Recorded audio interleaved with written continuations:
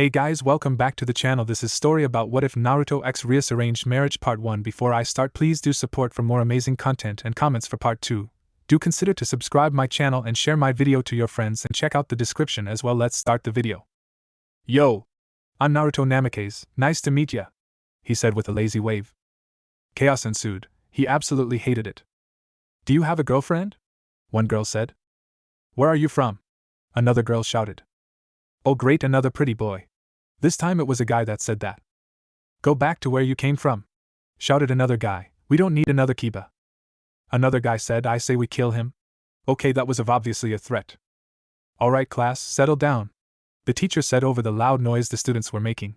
He then turned to me. Now Namikaze-san, why don't you sit next to Gremory-san over there? He said as he pointed to a girl. Said girl was extremely beautiful. She was dressed in the Ko-Academy uniform for females, which consisted of a white long-sleeved button-down shirt with vertical lining, and a black ribbon on the shirt collar. She also had a black shoulder cape which matched the black button-down corset, a magenta skirt with white accents and brown dress shoes over white crew-length socks. However, it wasn't her clothes but her hair that stuck out the most. It was a distinct crimson color that was similar to the color of blood.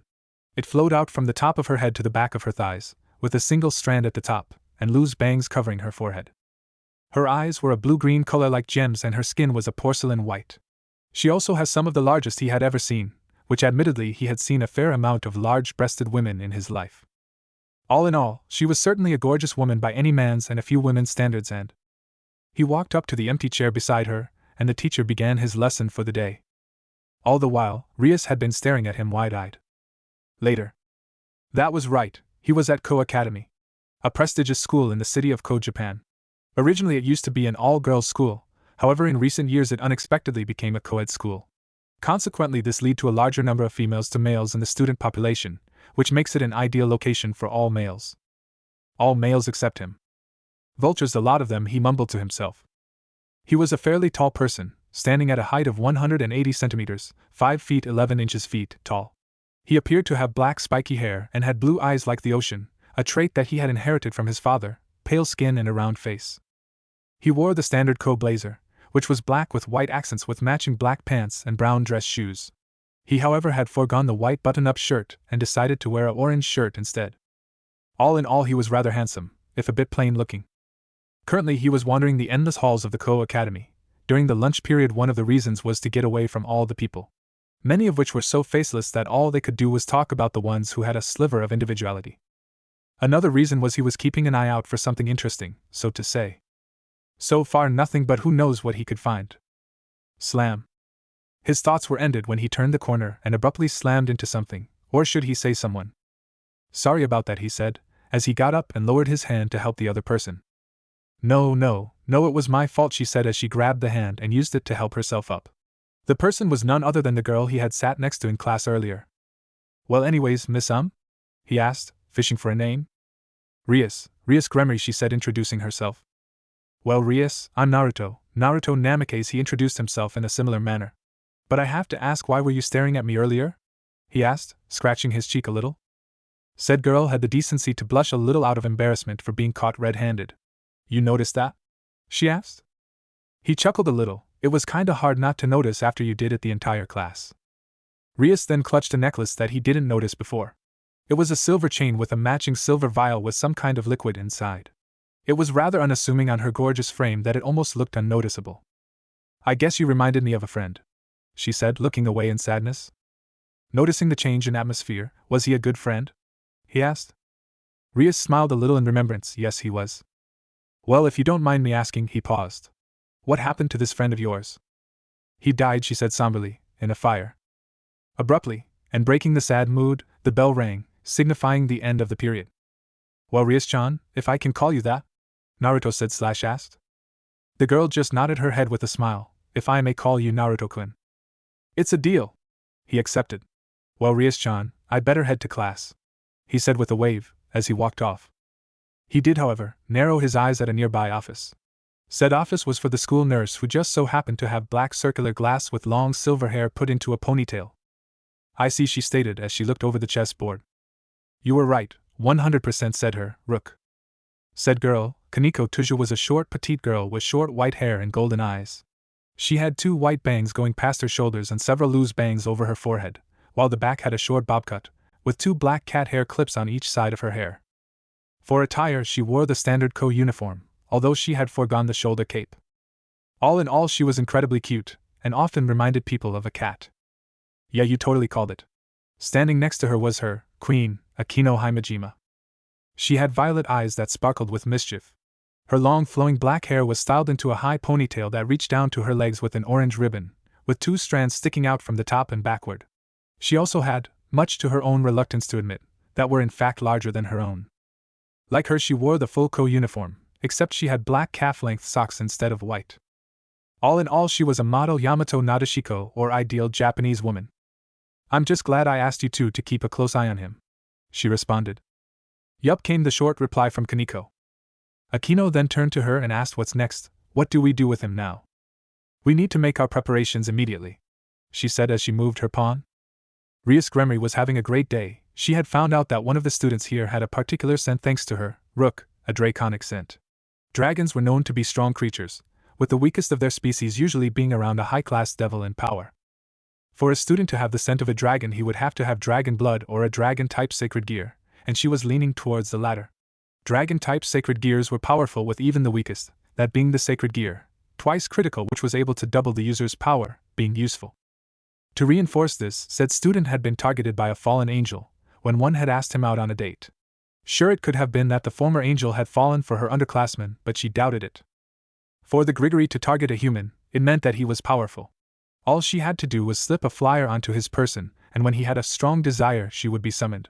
And she would be there to save him and hopefully win his loyalty in one fell swoop. With luck, he had the potential to be a strong individual, and he could help defeat him, and get her out of the marriage her family had forced her into. All in all, her plans were set, and she was having a good day. That was until she had met him. He had reminded her so much of him. He had similar spiky hair, and he even had a love for orange, judging by his shirt. However, the thing that resembled her fallen friend the most was his eyes. Eyes that were so much like the ocean.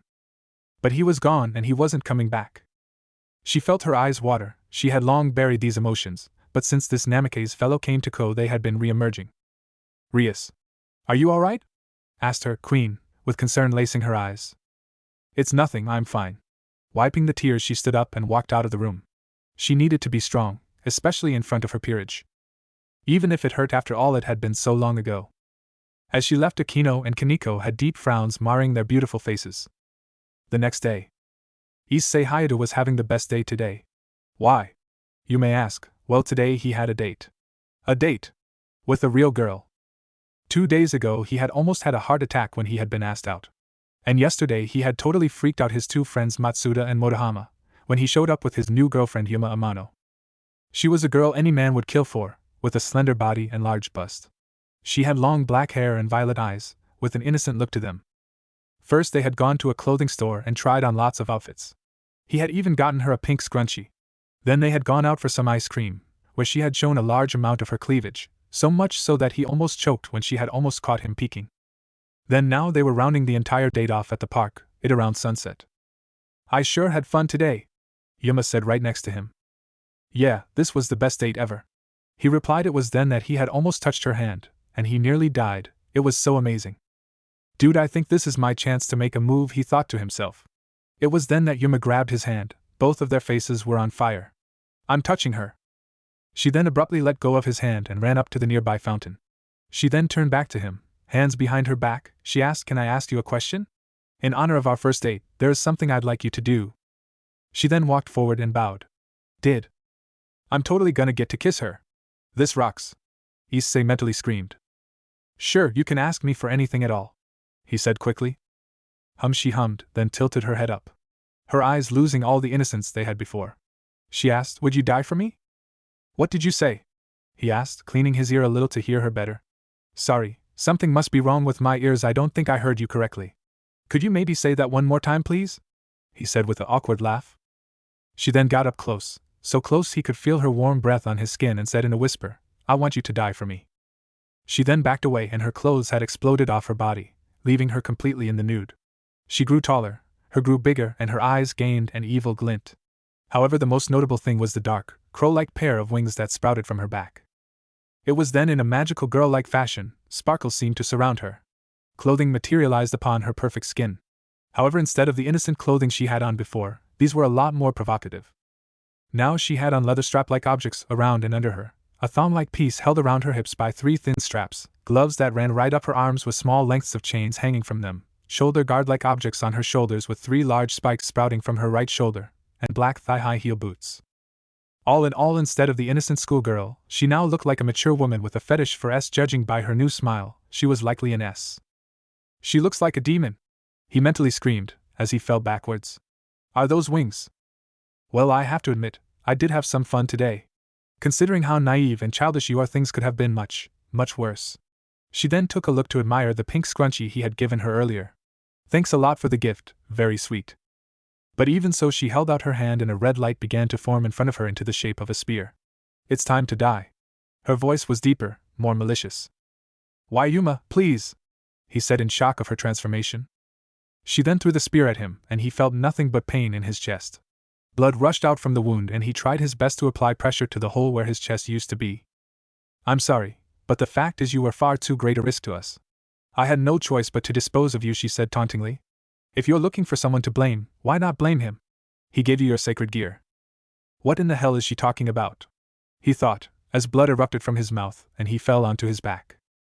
"Oh, thanks again for the lovely date, it was fun," she said as she flew off, leaving behind black feathers when she assented. All the while, as he lay dying on the floor in a pool of blood, he could only think of one thing: what a bitch. Am I really about to die like this? Alone and pathetic, a giant virgin? If you were gonna kill me, couldn't you have let me squeeze or jiggle your jugs first? I only got to look at them for a second, but I could see how bouncy they were. Oh, Yuma! Bringing his hand up with all the strength he had left, he could only stare at the blood that covered it. Red, the same color as her hair. He thought about Rias Gremory in his final moments, darker than any hair I've ever seen.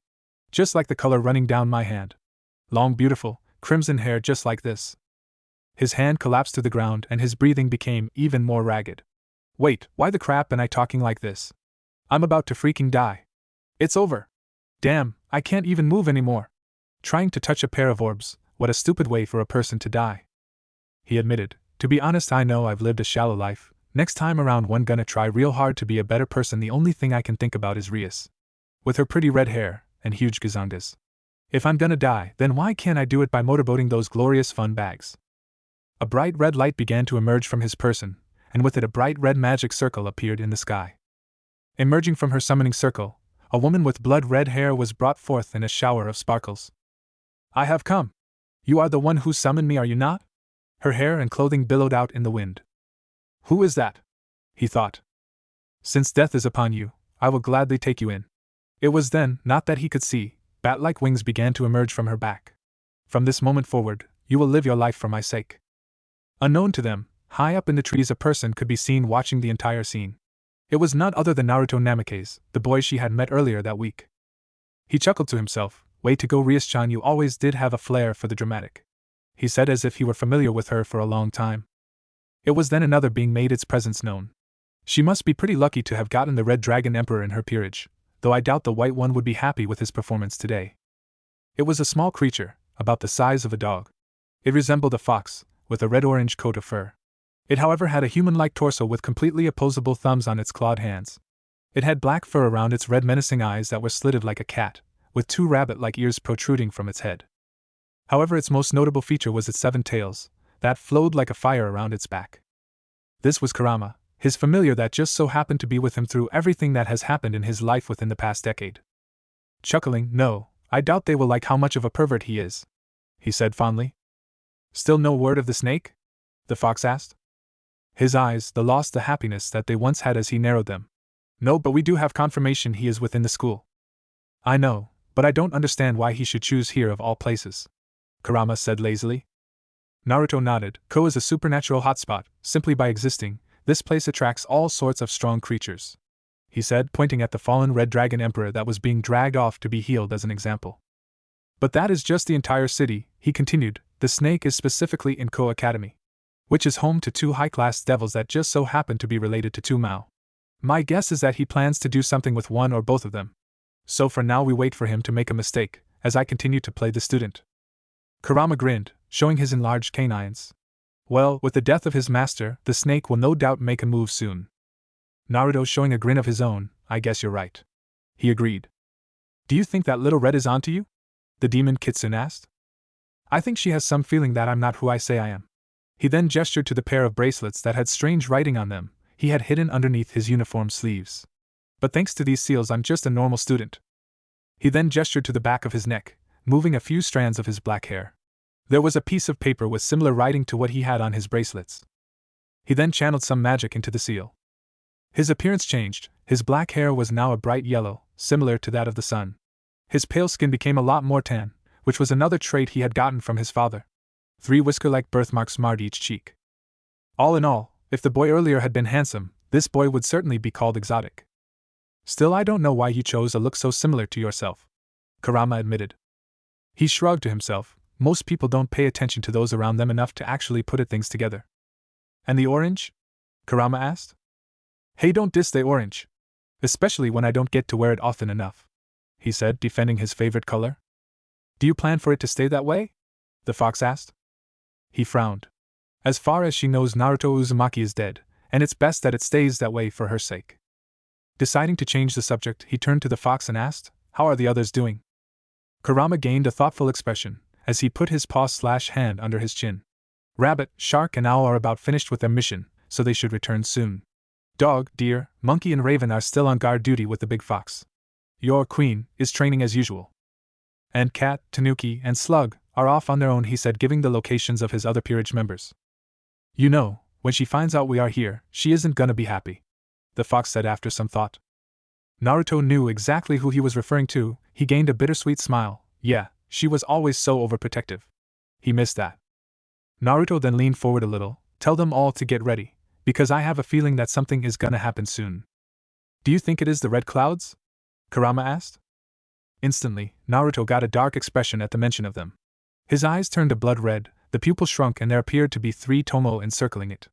I don't know, but for now we continue to wait for the snake to make its move. Kurama nodded. He then disappeared in the darkness. Naruto was alone with his thoughts, and all he could do was stare at the setting sun. Well, Tomato-chan, I hope you are prepared, because dark storms are coming, he said in remembrance of his childhood friend. Flashback, 12 years ago. Naruto! Naruto! Naruto! We're about to leave, you know, a woman shouted. Said woman was extremely beautiful, and appeared to be in her mid-20s with fair skin, a slender build, and violet eyes. And she was wearing an ornate green dress that had a slit in the front to show a moderate amount of her chest. However, the feature she was most known for is her long red hair, which, depending on who you asked, was the color of a tomato. If you did ask those people and they responded as such, it's likely that they wouldn't say that for very long, as she had a reputation to beat those who called her that specific name. Her name was Kushina Uzumaki, his mother. And currently she was pissed. How did he know? You might ask. Well, you could tell because currently, her hair was arranged itself into 9 tail-like protrusions that were somehow defying physics, as they were floating. Oh, and did he mention that her eyes were glowing, because they were a menacing white? He was in deep trouble. It was best to hide. Now, Kushi-chan, I think I know how to get him to come out, said a man. Said man was almost an older version of himself. He had similar tan skin, blue eyes, and blonde hair. Like his own, his hair was spiking out, but his was longer, with 2 jaw-length bangs that framed his face. He was also wearing a very expensive-looking blue suit, with a white shirt and matching my blue tie. This man was his father, Minato Uzumaki, formerly of the Phoenix clan. Oh, Naruto, he shouted, if you come out I'll try to teach you my signature technique. Really? He called out from his closet, not thinking about his current situation at all. It was then that he was pulled out by his mother from his collar. And it was then he realized his mistake. His mother raised her fist into the air and smack! Out of the closet came out a young 6-year-old boy, with golden hair, blue eyes, and 3 whisker marks on each cheek that made him look extremely cute. He was currently nursing the lump on the top of his head, courtesy of his mother. Nope, his father said with a nice smile. Pouting, he grumbled. I don't understand why I have to go and meet some stuck-up rich guys all the time. Well, Naruto, his mother chastised as she waved her finger in the air. Today we are visiting the Gremory estate, with Lord and Lady Gremory. I hear they have a daughter around your age. Who knows, you could be friends, she said in thought. His mother then clasped her hands together, and flowers appeared around her, which totally contrasted with her mood just a few minutes ago. Or maybe she could be your girlfriend in the future, and you two fall in love, and get married. But don't have kids too soon, there are too many kids having children with hussies these days, you know. Tears then welled up in her eyes. Oh Minato. Our kid is growing up too fast, it just felt like yesterday I was changing his diapers, you know. Mum. He whined, interrupting his mother's ramblings. Minato just chuckled and rubbed the back of his head. Oh, I don't think we have to worry about that for a while, Kushi-chan. His mother blushed out of embarrassment. I know, it's just sometimes I start to ramble on, and it just doesn't stop. But I try to stop, but I can't help it, and it just gets out of control more and more, you know, and I'm gonna be quiet now, she said after she realized she had been rambling again. Alright, Will, let's go, he said, gesturing to the time. He then leaned down towards his ear, and whispered, and who knows, maybe I'll end up teaching you the first step of my Rasengan if you behave. Fine, he sighed, wanting to get this entire thing over with. One train ride later. The Gremory estate was large, larger than his own family's house. It was grand, with a multitude of exotic plants. It was larger than it needed to be and was only good for one thing, a show of wealth. As devils, showing your own power was in your blood, but still. It just seemed too much. After the guards let them in, the inside was much the same as the outside of the house, grand. The halls were heavy in the color red, with ornate and intricate paintings lining the walls. They were led to a room by a maid. They had no doubt chosen one of the more beautiful ones they had on staff. She stopped at a door and bowed. Lord and Lady Gremory are waiting inside, she said as she opened the door. Inside were 3 people, 2 adults and 1 child. The man, no doubt Lord Gremory. He had the appearance of a man in his mid-30s, though he was likely much older than that. He had vibrant red hair that was tied into a loose ponytail, with a black hair band. He had bright blue-green eyes, with a short beard along his chin. His wife, Lady Gremory, had brown hair and violet eyes. Her hair was short, only going down to her upper back with 2 bangs framing her face and a single strand at the top. She wore an elegant white dress that was cut low to show off her large chest. It also showed the beautiful necklace with a violet gem that matched her eyes. Greetings, Lord and Lady Uzumaki. I hope your travels here have served you well, the Lord of House Gremory greeted. His father stepped forward. Greetings, Lord and Lady Gremory. Our trip here was most pleasant. It is an honor to be here.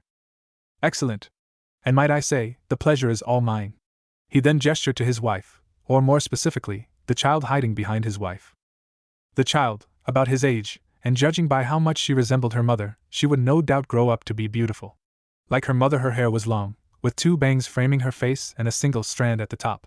However, like her father, she inherited his luscious crimson red hair and blue-green eyes. She was obviously nervous. Allow me to introduce my daughter. He gestured to the child. She stepped up and said the first thing that came to her mind. Whiskers. He saw red, Huiakalan whiskers. Ya tomato! He called out in rage. Rias puffed her cheeks out at the remark and gave him a vicious glare. She was about to retort, only to turn pale as she got a look of her mother's stern look. The ladies of the 2 houses had enough reserve of their emotions to remain a calm neutral. Their husbands, however, did not. They were chuckling at the scene, but they quickly regained their composure.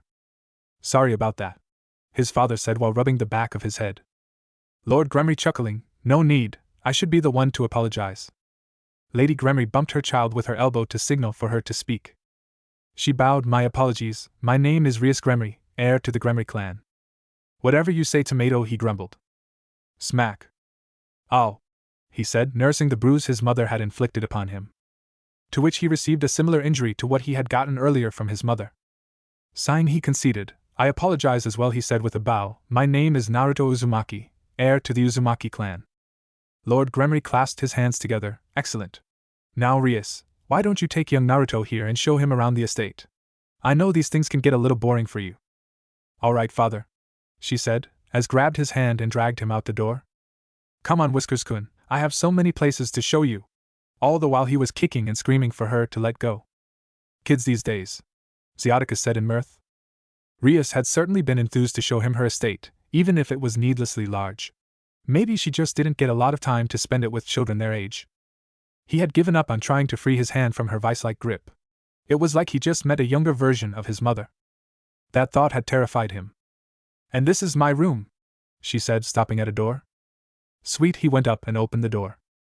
Wait, Rias said in a panicked tone. Inside was what you would expect of a normal bedroom. It had a large princess-style bed, a window to look out of with a nice view, and it even had a large TV. What you wouldn't expect was the large amounts of anime, plushies, memorabilia, posters, figures, and a wide collection of manga that all lined the walls. She had a little bit of everything from action to romance to thrillers, no specific genre. It told him one thing about Rias he would have never guessed. It just screamed she was a Japanophile. Looking back at the owner of the room, he could see her blushing madly out of embarrassment. She wouldn't make eye contact with him at all. She had even let go of his hand in her panic. "You probably think I'm worried, don't you?" she muttered out. "Yes," he said, without a moment's hesitation. That just made her shrink in on herself more. She covered her now redder face with her hands, and she kept her gaze firmly on the floor, as if she wished it would swallow her whole. He felt like an ass for barging into her room like that. He laid a hand on her shoulder. "But it also makes you cool," he said, surprising the girl. She peeked her eye out from her hands and asked timidly, "It does?" "Of course it does," he said, reaffirming his earlier statement. "It makes you different from the other boring people I've met." "And that makes me cool?" she asked, shocked by his statement. "Yup," he confirmed. Would you want to watch some with me?" she asked. He'd never watched any of this stuff before, I assure. Her smile brightened the entire room. It was beautiful. And before he knew it, he was watching an anime with the girl he had just met a few hours ago. It was fun. "Oh, they're so cute," his mother squealed. Then Alana giggled at the scene, while Minato and Zyatticus had smiles on their faces. The scene they were staring at was Naruto and Rias curled up next to each other, asleep on Rias's bed. Both had a content smile on their faces as they laid in each other's embrace. It seems they had fallen asleep while watching their show. "Ah, young love!" Zyatticus sighed wistfully. "Let's get the cameras," his father shouted. Flashback 10 years ago. "Who wants me?" a voice shouted, echoing throughout the forest. "Who's there?" a little girl screamed. "The master of the familiar, Akazotuji," shouted a man from high up in the trees. Zotuji was a middle-aged man with red spiky hair styled in a backwards cap with a little patch of hair sticking out of the front. He wore a white tank top with a blue jacket tied on his waist and brown cargo pants. He also had brown sandals and to finish off the look a bright yellow backpack attached firmly on his back. That's right. He was in the familiar forest, along with Rias and her aunt/brothers maid as a bodyguard of sorts. There was also the familiar master who just so happened to look like a Ash Ketchum wannabe. "That's the familiar master?" he asked incredulously. "Oh wow," the girl next to him said, amazed at his cosplay. "If it goes to find familiars gala, then you've come at the right time, that's for sure. The full moon is out to help you decide, and I'll be the one to act as your guide," he rhymed. "Zotuji-san is fond of making things rhyme," the maid said next to him. Yeah, he had guessed that. Grafia was a beautiful woman, which seemed to be a constant throughout his life. She appeared to be in her early 20s, her hair was silver and went down to her back. It was styled into 2 long braids on each side of her face with blue bows at the ends and silver eyes. She was currently wearing a blue and white French-made outfit with long blue sleeves and a white maid headband over her head. Why she wore that maid outfit all the time he would never know. In the 2 years he had known her, Rias Gremory hadn't changed that much. She still had the same red hair, gem-like eyes and love for anime. That was probably why she liked the wannabe's outfit. He on the other hand just had one thought. "Yeah, nope," he said, and he was about to walk off before he was grabbed by the collar of his shirt by his friend. "Oh come on, Tomato-chan," he whined. "Whiskers-kun," she retorted. "Tomato-chan. Whiskers-kun. Tomato-chan. Whiskers-kun." He stuck his tongue out, she just pouted cutely. "I would refrain from going out on your own in the familiar forest," Naruto-sama Grafia chastised. Looking back at his friend, he saw her almost pleading eyes. He could tell she wanted him to stay with her. Sighing, "All right, let's stay with the Pokemon trainer wannabe," he conceded. Zotuji, either not aware of what was going on below or not caring, continued. "Now how can I help you? Tell me all your wants and desires. A strong one. A fast one. One that likes to set fires." Rias stepping up to state her wants. "I'd like a familiar that is really helpful and super cute and fun." "Cute and fun, done and done," was the familiar master's rhythmic reply. "I just want something to deliver flyers for me," he grumbled out. The first thing that Zotuji showed them was interesting, to say the least. It was a water sprite, Undine to be precise. He didn't know what he was expecting. But watching all the anime he had with Rias, he had guessed it would look a little different. Like a beautiful pale-skinned woman with long elegant cloud-like blue hair, kind of like in the anime Black Clover Rias made him watch. Instead it was a heavily muscular man-like woman with curly hair, who looked like it could bench press him in half. Not cute at all. A saint might say she had really kind eyes, and that even though she was dull on the outside, that she had a good heart. But he wasn't a saint, he was a devil. And he knew different about the Undine. It was ugly, really ugly. Right now he was with Grafia, Rias and that weird familiar master, just wandering around and hoping to stumble upon something neat. Grafia said the best way to find a good familiar was by brute force and luck or something like that. It was a little more refined, but he got the message. So they were just waiting for themselves to stumble upon something through pure dumb luck. He had always been lucky, so hopefully that luck would pull through here too. Maybe he could get a cool dragon, or a large multi-headed dog or something cool like that. One could only dream. But sadly Zatuji had told them that this was the safest part of the forest. Since they only needed a low-level familiar because they were so young they wouldn't be safe in other parts of the forest. After a few minutes of walking he heard a particular noise in the foliage. It sounded like whimpering. "What's that noise?" he asked aloud. "What noise do you hear?" The familiar master then tried listening for what he heard. "Oh dear. It sounds like an animal is in fear." Listening to where the noise was, he pointed in the direction he heard it come from. "Quick, Naruto! Let's go!" he said, running off in that particular direction. He and Grafia followed, and what they came upon was a baby fox. A fox that didn't look like anything special and only had a singular tail. Although the kitsune did have very large bunny-like ears. It looked like it hurt its leg. Even though it was hurt, it still showed a fire in its eyes. A fire that would strike the moment it saw us as a threat. Holding his palm out to lessen its worry, I leaned down so he could see it better and saw that its leg looked broken. "Its leg is broken," he stated. The familiar master used a nearby stick that was thick enough to act as a splint as he tied it to its leg with rope he fished from his bag. After a while it was done, and hopefully it would keep it on long enough for it to heal. He wished he knew healing magic. It would be pretty useful right about now. This boy's parents must have bit the dust, or else this little guy wouldn't be with us. Zatuji informed in a rhyme. He won't survive long without his mother, for they are the ones who protect them like no other. His rhyming was getting annoying. But it seemed that the fox kid's parents had died. Apparently foxes were known to be good parents. They taught their children how to hunt and survive in their early years. For one to be alone and hurt, it meant that they had to be gone. And without those skills from his parent he wouldn't survive out here in the forest. He made up his mind. "What if I made him my familiar?" he asked. After some thought, the familiar master replied. "Kitsune are extremely loyal and if trained can be powerful. If you're able to help him, your life certainly won't be as dull." He was pretty sure that was an insult, but he didn't care at the moment. Looking at the small kid he asked, "What do you say, boy, do you want to become my familiar?" It took the question seriously. It eyed him like a worthy opponent, judging his skills, his resolve and his will. It was like the fox could stare into his soul with its crimson-slitted eyes. It was checking if he fit his standards. Even when it was hurt, it was smart enough to consider its options. That just made him want it more. Limping up to his crouched position, it nodded its head. That's great. He had gotten his familiar. He picked it up. It was a little heavy for his 8-year-old body, but it was nothing he couldn't handle. "Do you have a name?" he asked the young kid. It just shook its head in the negative. He gave it some thought. "How about Kurama?" he asked the fox. It yipped in satisfaction. "I think Kurama is an adequate name," Grafia confirmed. "What do you think, Rias?" he said. "Rias?" Looking around he couldn't see her anywhere. That wasn't good. Grafia flew up into the air to find her young charge better. She had left her other charge with the familiar master. Naruto would be safe with him there. She can't believe she had been so foolish to lose one of the children she had been tasked to protect. Stretching out her senses did little to help her in this situation. There were just too many magical animals and plants for her to get an accurate read on what was around her.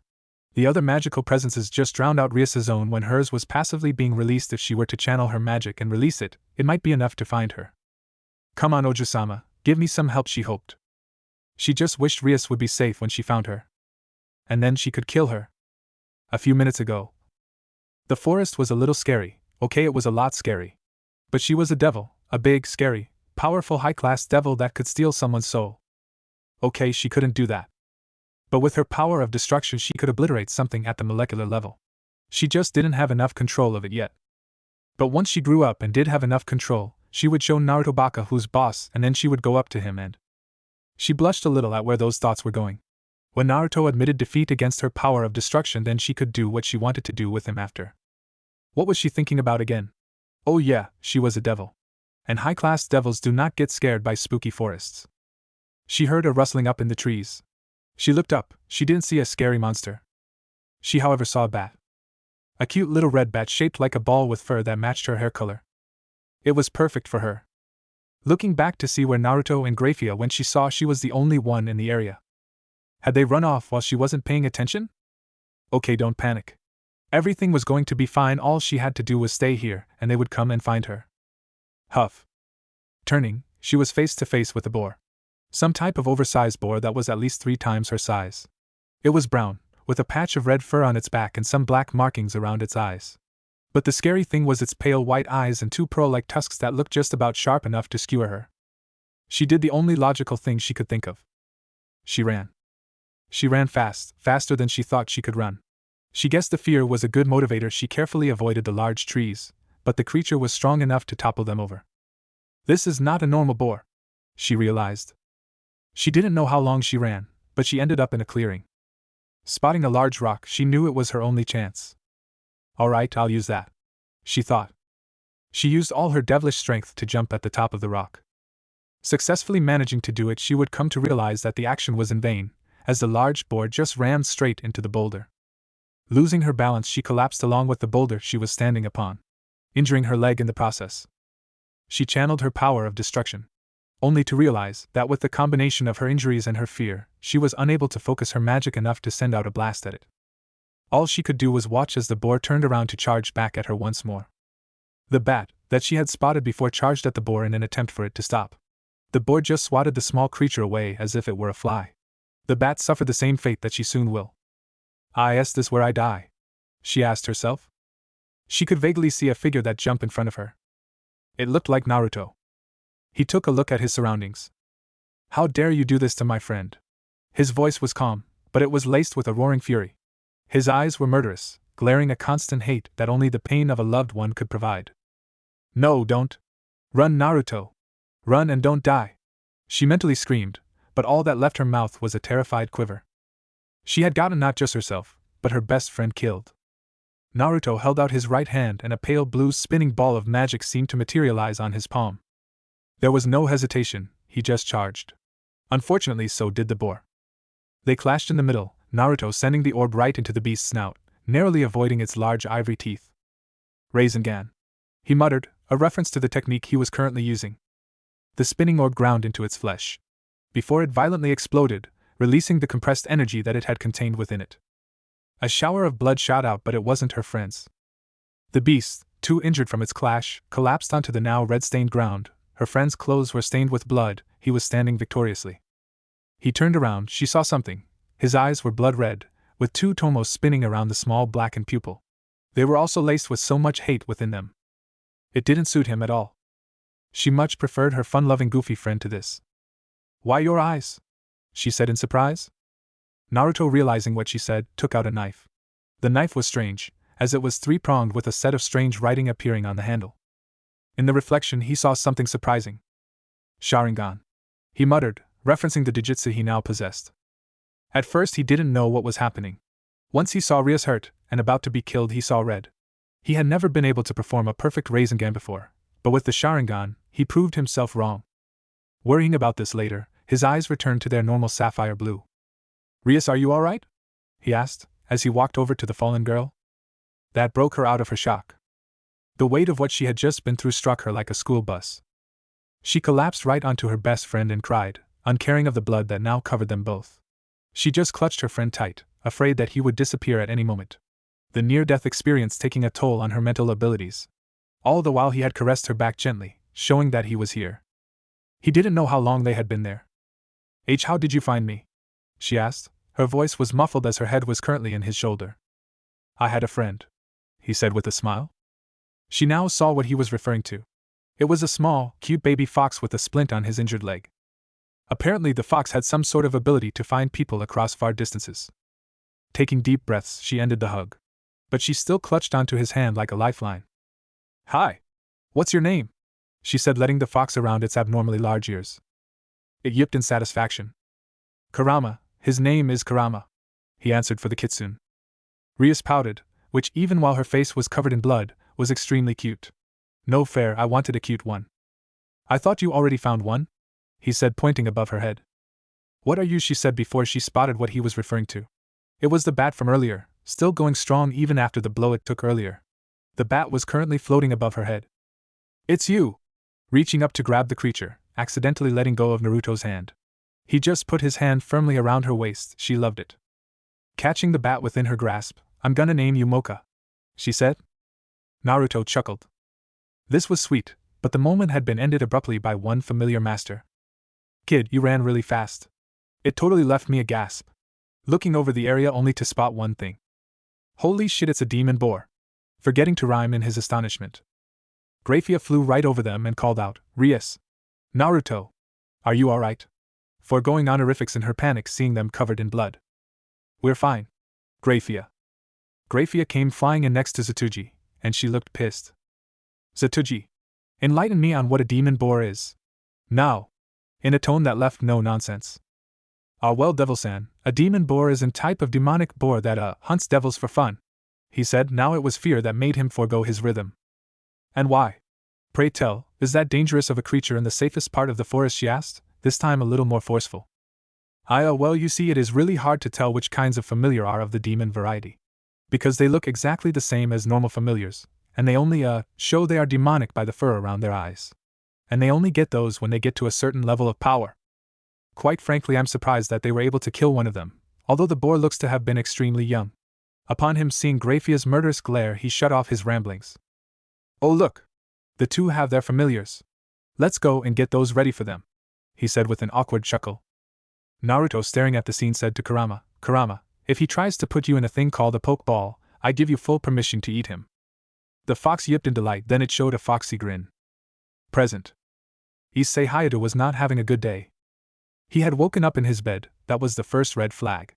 Because if he remembered correctly, he had died. He had died after seeing Yuma's glorious boobs. But if he had died, how was he alive? But dying wasn't even the worst part. What was worse than dying, you might ask? Well, nobody remembered his girlfriend. Matsuda and Motohama, who he remembered showing Yuma to, had completely forgotten about her. What's worse is they called him a liar. Him. A liar! Even her contact information, which he had on his phone, had disappeared. The day got a little better, when he went over to Matsuda's house to read the treasured book, Ika Ika. But even after watching Double D's and the nerds who loved them, he felt weird. And not the nice tingly weird he usually got, but it was more of a strange weird. He could see perfectly in the dark, and he started to hear things he shouldn't have heard. Like noises that were too far away to be possible. His body also felt lighter, he could jump higher, and he had more energy. But it just felt like his body was changing into something. What was another thing that made his day bad? Well, it could be the fact that he was being chased by one of those black-winged freaks. Black feathers rained from the sky. All he could think about was that it reminded him of how Yuma had left after she killed him.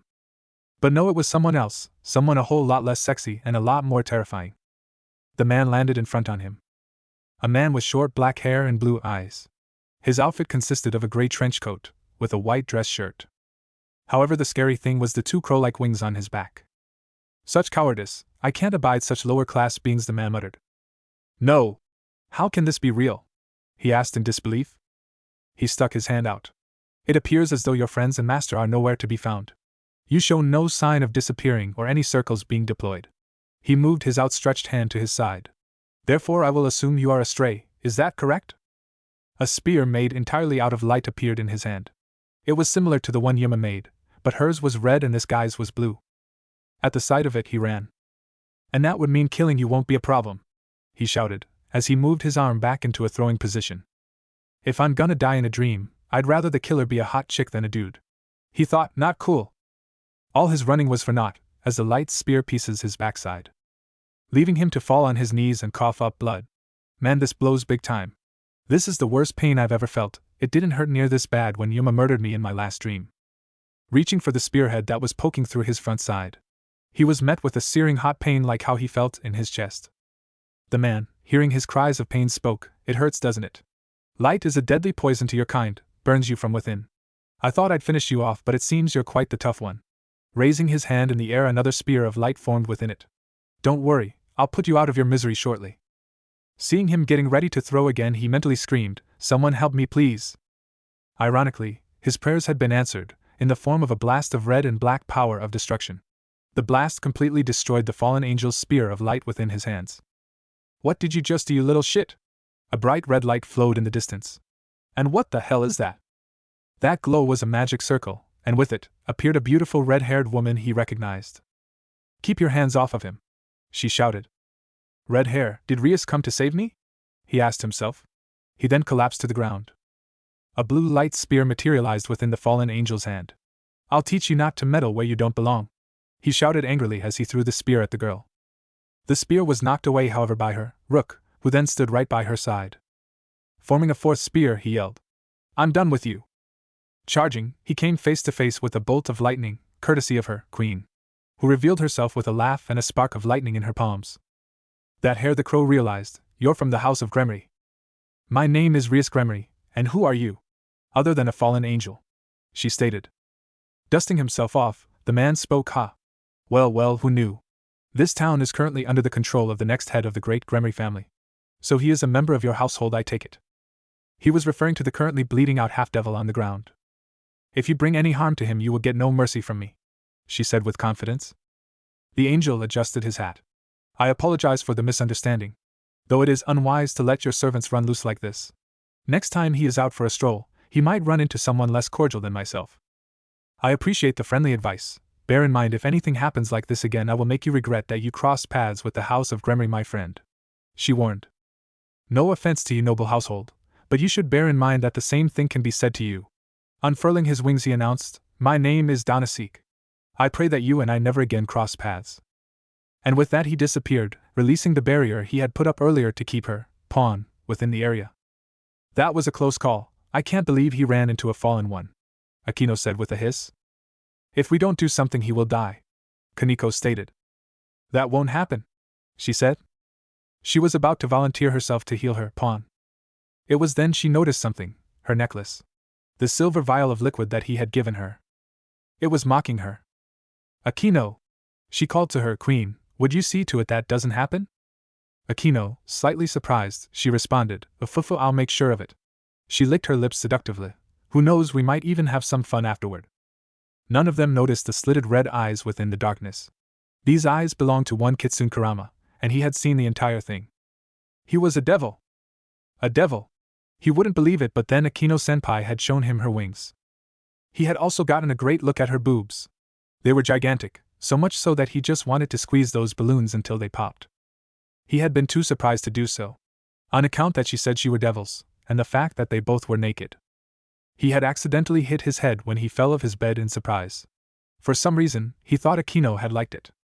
He even got to help but on her bra. And she wore a thong. It was the best. He had freaked everyone out when he arrived with one of Koa's great ladies. Sure, she wasn't Rias Gremory, but she still was amazing. She told him that Rias would send over someone to fetch him later, and then she walked off. In class, that bastard, Yudo Kiba, had showed up and told him that Rias Gremory had sent him. When he got there, he saw Kaneko Tuju. The Kaneko Tuju, Koa's unofficial mascot. He got to see Akino-senpai again, and she was super nice. Totally freaked him out, and he could barely look her in the eye after seeing her knockers earlier. And it was then that Rias Gremory came into the room. And boy was she beautiful, from her gorgeous hair to her giant to her pale skin. She was his dream girl. And she was standing right in front of him. Apparently the Occult Research Club was a front for other devils to conduct their business. That fallen angels were basically angels that have fallen because they have sinned. And that Yuma was also a fallen angel, and that she had been tasked to kill him. Then she had used some sort of ability to alter memories to make everyone forget she had ever existed. She explained that he was a part of a peerage, which allowed a strong devil to reincarnate others into devils who would have to serve them for their bidding. Which meant many things. It meant he could get a harem. That was awesome. He also had wings, and as a devil he had to put flyers with summoning circles that would allow people with strong desires to summon them. There they would complete a given task, and in return they would be compensated. Usually paid in a small amount of a person's life force that they would use to subtly gain power. Only to find out that he had so little power that he would not be able to teleport himself. He had to ride his bike to his client, and at first the client didn't believe him, so he had to beg to be let in. At first he was rude, but then the client ended up being super cool. He still didn't complete the contract though. And then he had gotten attacked by another fallen angel. He seemed to have the worst luck ever with them, at least this one was a girl.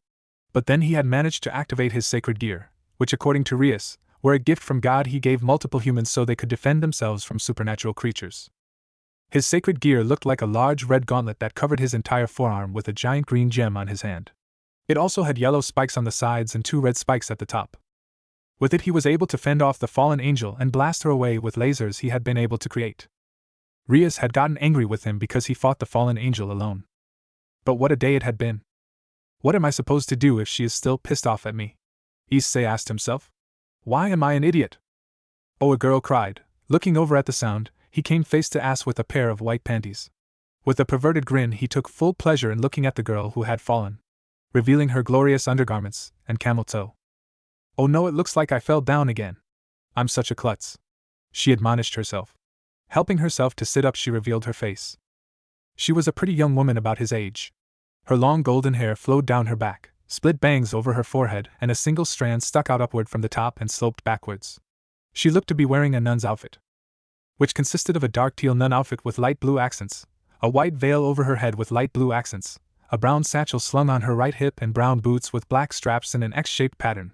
She also wore a silver cross necklace around her neck. She was both very cute and beautiful, plus she had an aura of innocence that surrounded her. She smiled at him. You must never go near the church again, Issei, Rias admonished him. Why? He asked, surprised. For devils like us, the church is enemy territory. Simply setting foot inside would cause major problems for both angels and devils. Surely you could sense that something was telling you to be careful, she explained. Oh, that's what it was, he said as he recalled the weird feeling he got after going near the church. When I went near the church, I thought I felt a chill and my left hand tensed up. She turned to him. That was your devil instincts telling you danger was near. Being in close proximity to someone from the church is a very risky proposition. Also, what's even more dangerous is that some of the exorcists affiliated with the church also use sacred gears. They could really hurt you. He remembered Asia and her sacred gear that allowed her to heal a boy who had fallen and hurt himself. Asia's sacred gear was a pair of rings that allowed her to heal people instantly. Just know if a devil receives a devil purge, it's utterly annihilated. Nil, end of the line, they can feel nothing. They are gone forever, you can never come back from that. Do you understand? Her eyes spoke of total seriousness. Looking away, he felt guilty. I got it. I'm sorry. I've gotten too worked up. I want you to be more careful, that's all. She turned and walked away. He hadn't expected this when he had helped a nun find her way to her house. And she had been the nicest girl he had ever met. He needed to get back to class. Lunchtime was about to be over soon. He had missed the first part of school escorting Asia. He had decided to eat his lunch in the old school building. There he was met with an angry Rias. He had told her where he was, and she had admonished him. She had likely been worried about him not being present at school. He felt like an ass. After a few minutes of walking, he still hadn't felt better. He had made Rias angry at him again, and what's worse was he couldn't see Asia again. Even when she had been nice and invited him to come to her home again. Splash. Turning the corner, he was met with a searing hot pain on his left hand. It wasn't as painful as when he had been stabbed in the chest, or the second time he had been stabbed by the light spear as a devil. But his hand still hurt like hell. I'm so sorry, the offending person said. Turning, he was face to face with who he was pretty sure was that new pretty boy he had heard about. Black spiky hair, blue eyes, and orange shirt. Yeah, it was definitely him. This was Naruto Namikaze. He was holding what looked to be an instant ramen cup with steaming hot water in it. Looking back at his left hand, he could see that some of the contents of that cup had spilled onto his hand, and that included the steaming water that had previously been in it, leaving his hand with first-degree burns. How had this guy been eating it? And why was he eating now? It was almost the end of the lunch period. What the hell, man?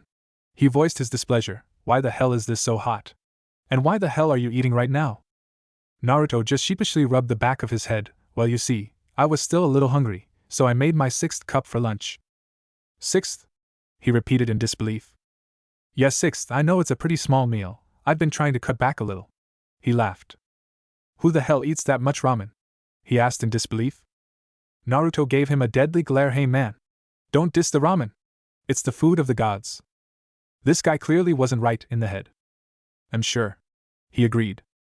Naruto then turned his head and scratched his cheek. Look man, I really am sorry for burning your hand. Do you need me to take you to the nurse's office? He thought about it. He really wished Asia was here. She would be able to heal him no problem with her kick-ass sacred gear. But she wasn't, and he wasn't allowed to go to the church to get her. Aquino or even Rias might also be able to heal him. They had healed him before. But he didn't want to trouble them. After all, He had already caused such a big hassle already. Sighing, all right, fine. After a few minutes of walking, the bell had rung and the halls had been a little crowded. Naruto had led him to where they were going as he didn't know where the nurse's office was. They had been met by a door. Naruto had knocked on it, and they heard the standard come in, to let them know they could enter. Inside was a tan-skinned man in his early 20s. He had long silver hair that he styled into a ponytail, with his silver bangs splitting off to each side of his face and black eyes. He wore circular-shaped glasses and standard scrubs that most nurses wore. His just so happened to have the Co logo on them. He was rather unassuming, and that is probably why he had never noticed the guy before. The rest of the room was just like any other nurse's office. A couple chairs, some corny posters, a place to lie down on, cabinets, a sink and a desk and stool for the nurse to sit on. "Ah, what can I do for you two?" he asked, turning to them.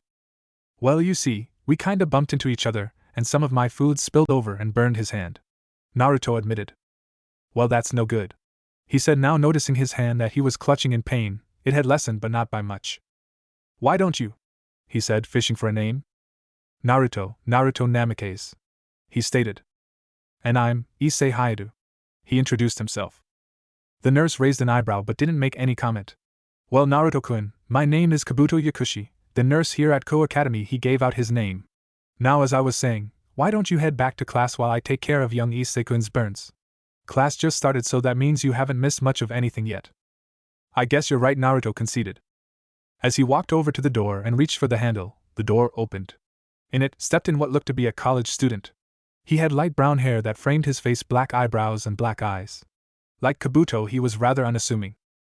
Hello," he said, noticing that there were others inside the office. "Ah, Rinji. What seems to be the problem?" the nurse asked.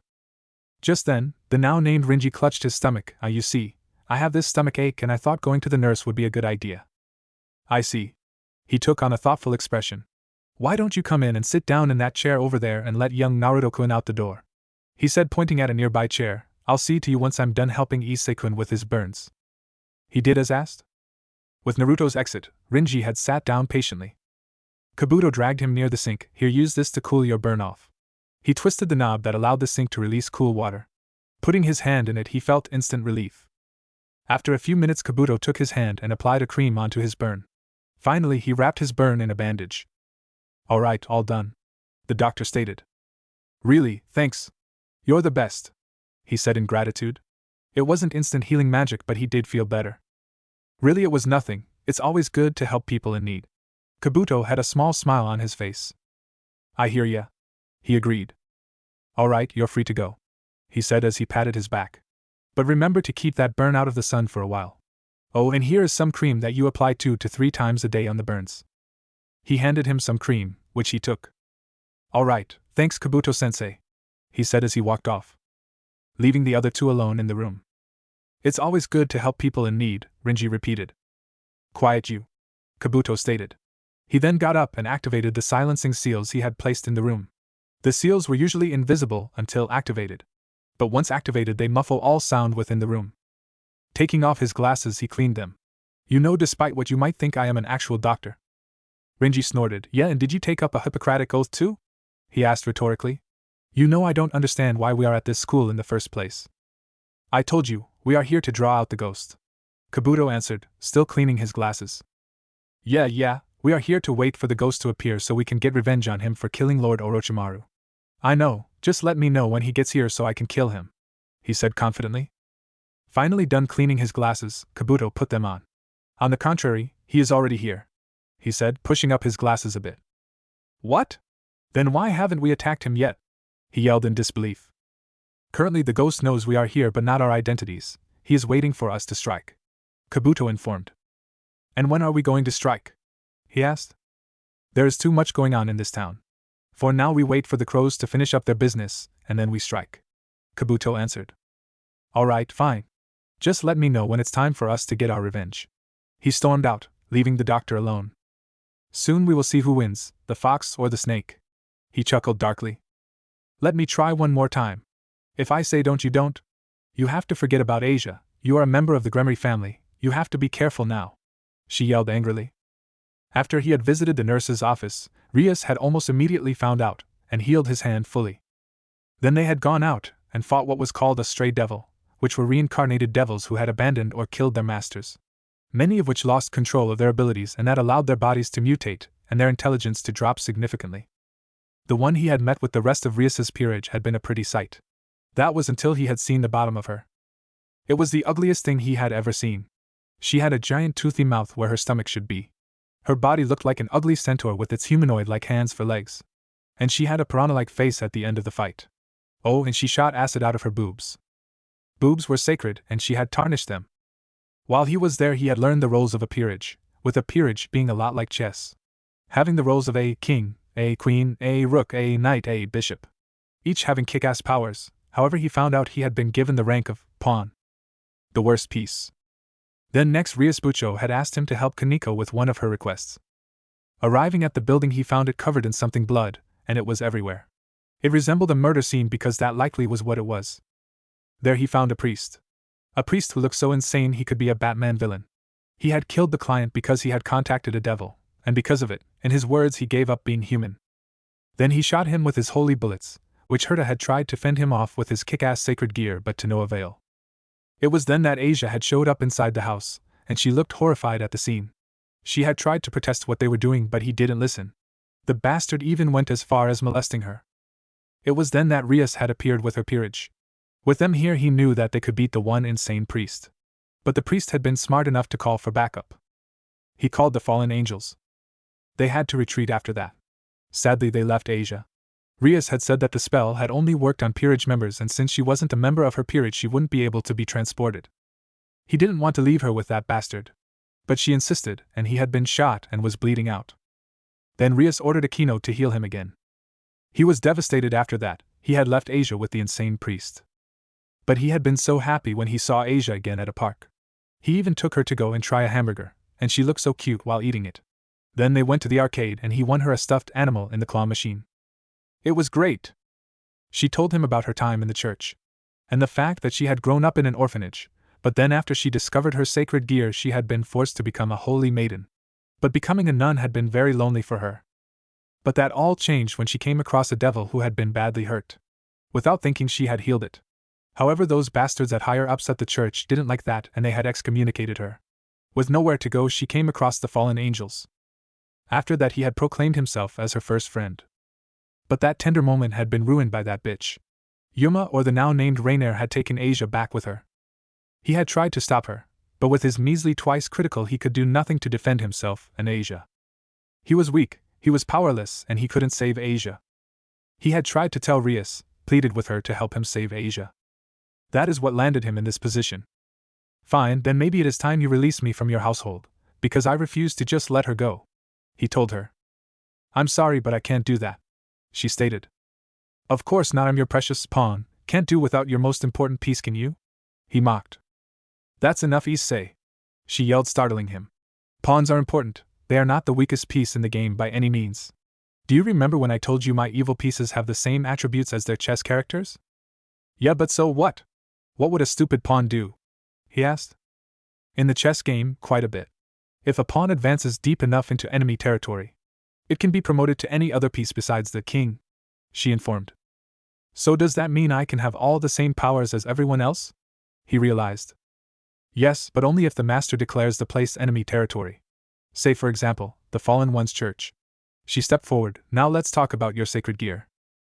Oh yeah, it doubles my powers, is that right? Yuma said, the fallen angel told me. He corrected when realized he accidentally said the fake name Rainier had used. Just feel, she caressed his cheek like how a mother would a child. Any sacred gear works in direct correlation to the current feelings of its owner. Though to put it another way, the stronger those feelings are, the more powerful the sacred gear can be. I didn't know, that's cool, he admitted. She stepped back, Aquino whispering something in her ear. Something has come up, Aquino, and I have to step out for a moment. Wait a minute, I have more questions for you. She ignored him. Remember, even if you're promoted, no matter your rank, a single devil cannot stand up to a fallen one. And with that she materialized a magic circle and vanished in a sparkle of red light. I guess we'll have to see about that, won't we?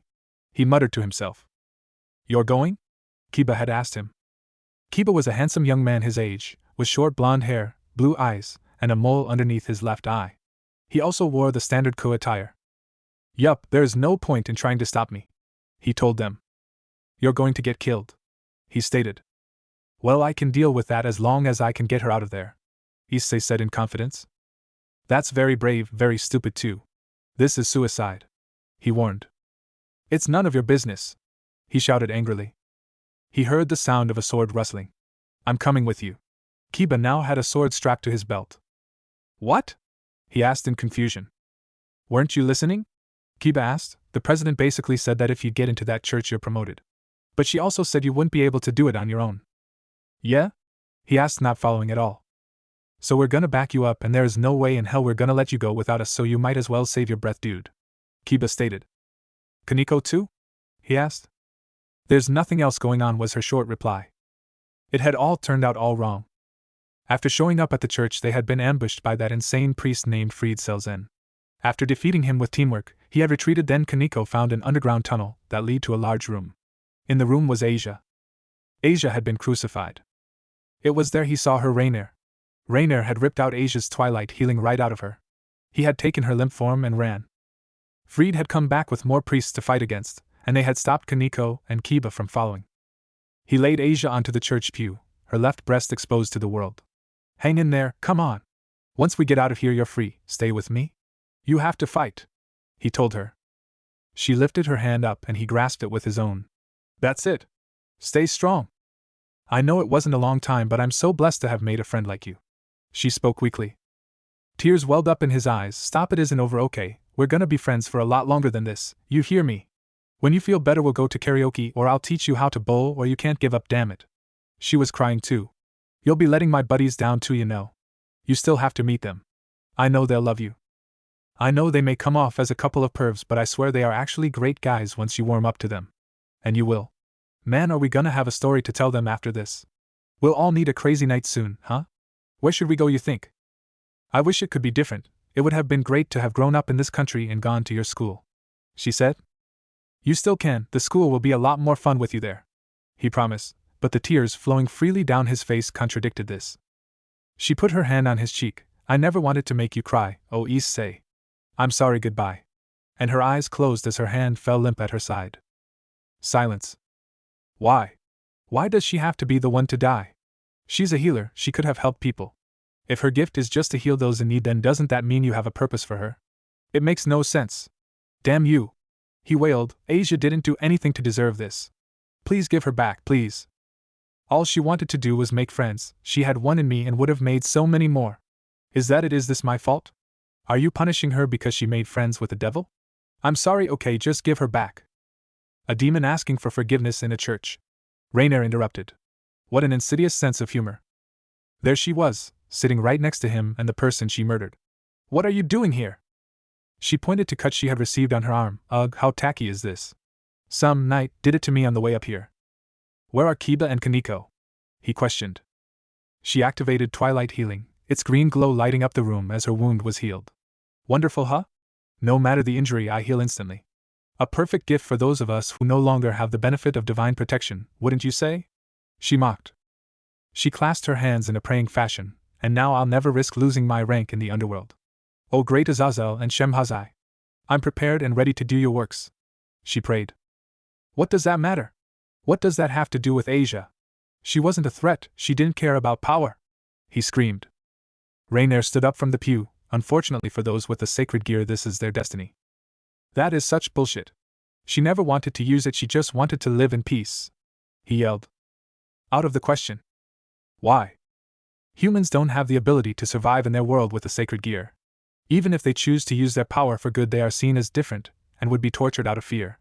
He remembered about Asia's story and how she had been excommunicated from the church. Have you ever heard of anything more absurd? That's just how humans operate. Ha, such an unfortunate waste of power. That wouldn't have happened. He refused. I was her friend and I could have protected her from all that. I wouldn't have let anyone have hurt her, ever. She's dead, Rainier reminded, stone cold dead, and you're whining about protecting her. You realize how psychotic you sound. You wouldn't have been able to save her back then anyway, and you can't save her now. Will you shut up? I'll never forgive you for this. I'll never forgive myself. Why couldn't it have been you? He shouted. Any sacred gear works in direct correlation to the current feelings of its owner. That was what Rias said.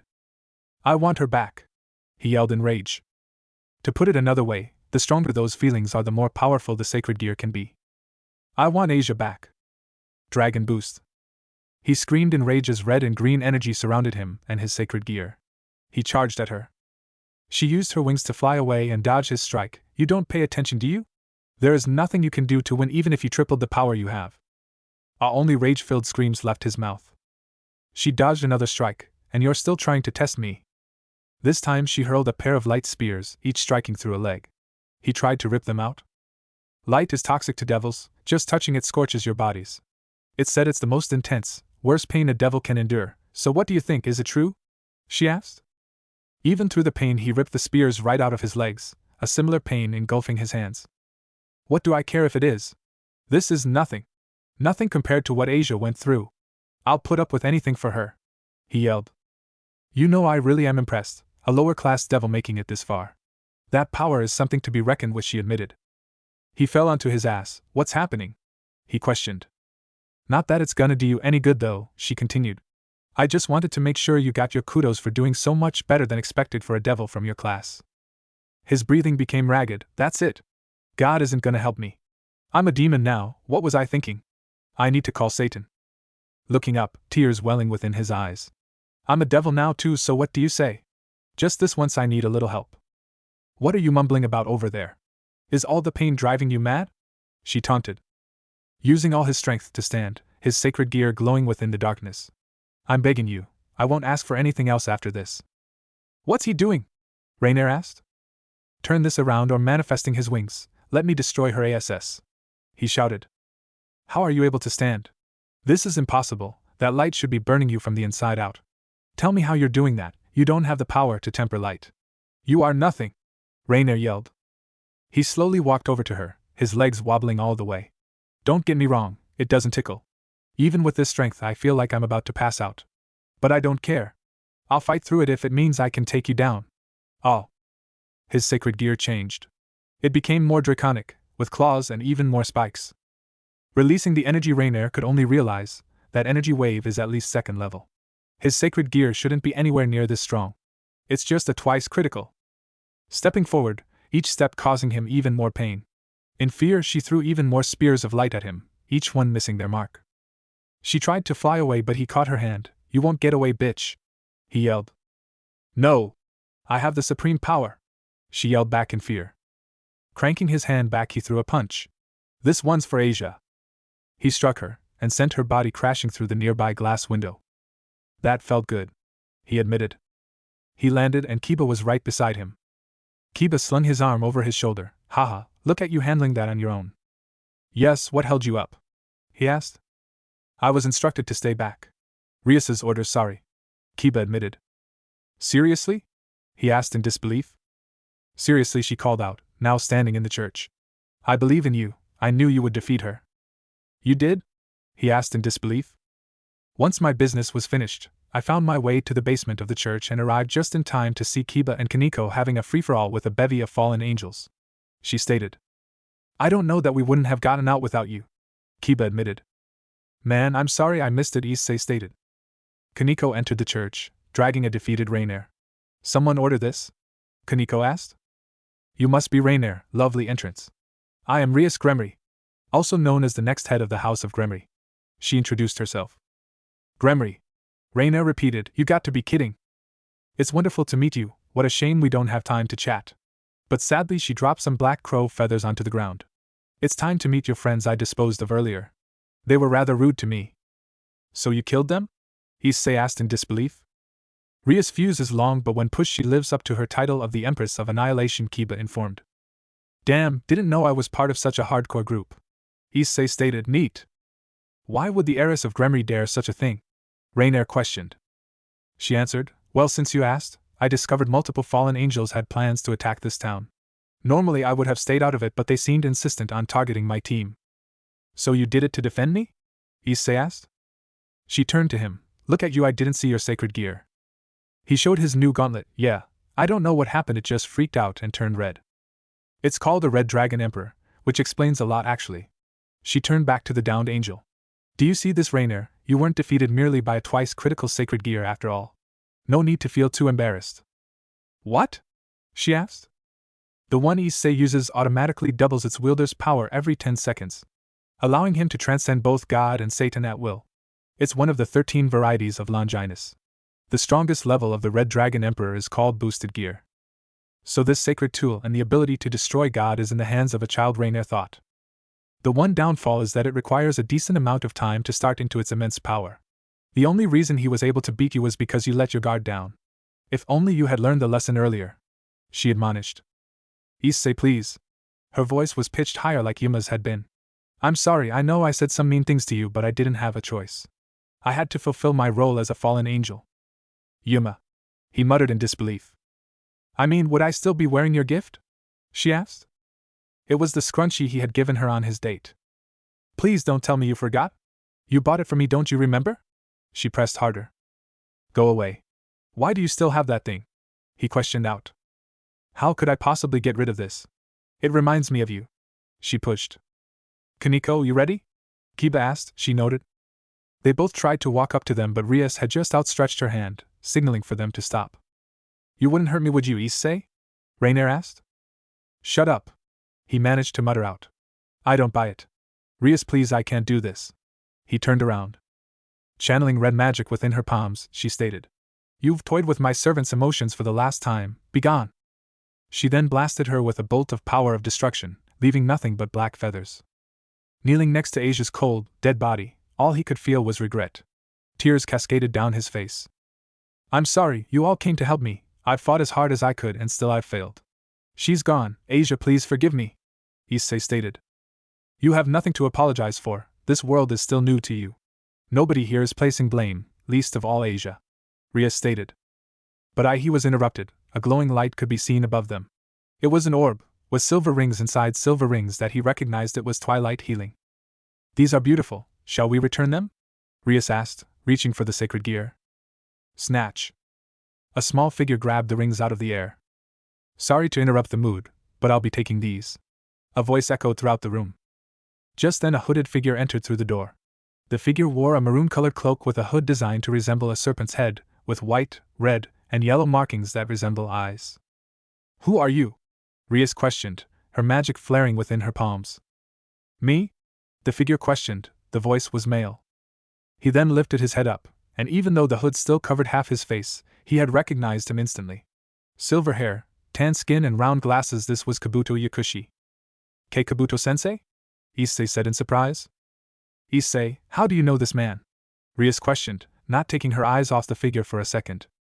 He's the nurse at Ko Academy. I met him when I burned my hand the other day, Issei answered. Kabuto merely pushed his glasses upwards, and laughed. Haha, merely one of my many covers I've taken over the years. A white snake slithered next to him. In his mouth were the 2 rings of twilight healing. Whoever you are, I demand you return those rings to me, Rias shouted, emphasizing her point by flaring her own power of destruction. All right, he smirked, but what was that about not letting your guard down? He repeated. Crack. Just then, several white snakes erupted from the floor. Rias was the first to get bitten, them choosing to go for the most obvious threat. Kaneko had been much the same. Kiba had been fast enough to jump away and deploy his wings. No! You bastard! Issei yelled. Just then he had been bitten as well. Those who had been bitten immediately collapsed to the ground. What is this? Rias questioned as she fell. Oh, this?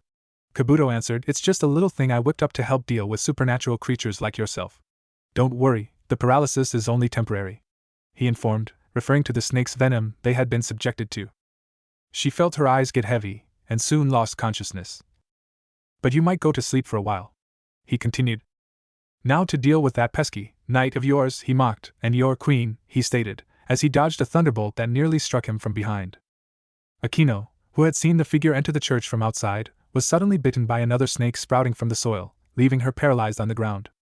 Kiba charged at the man with blinding speeds with his blade. But Kabuto seemed to move faster, easily dodging the knight.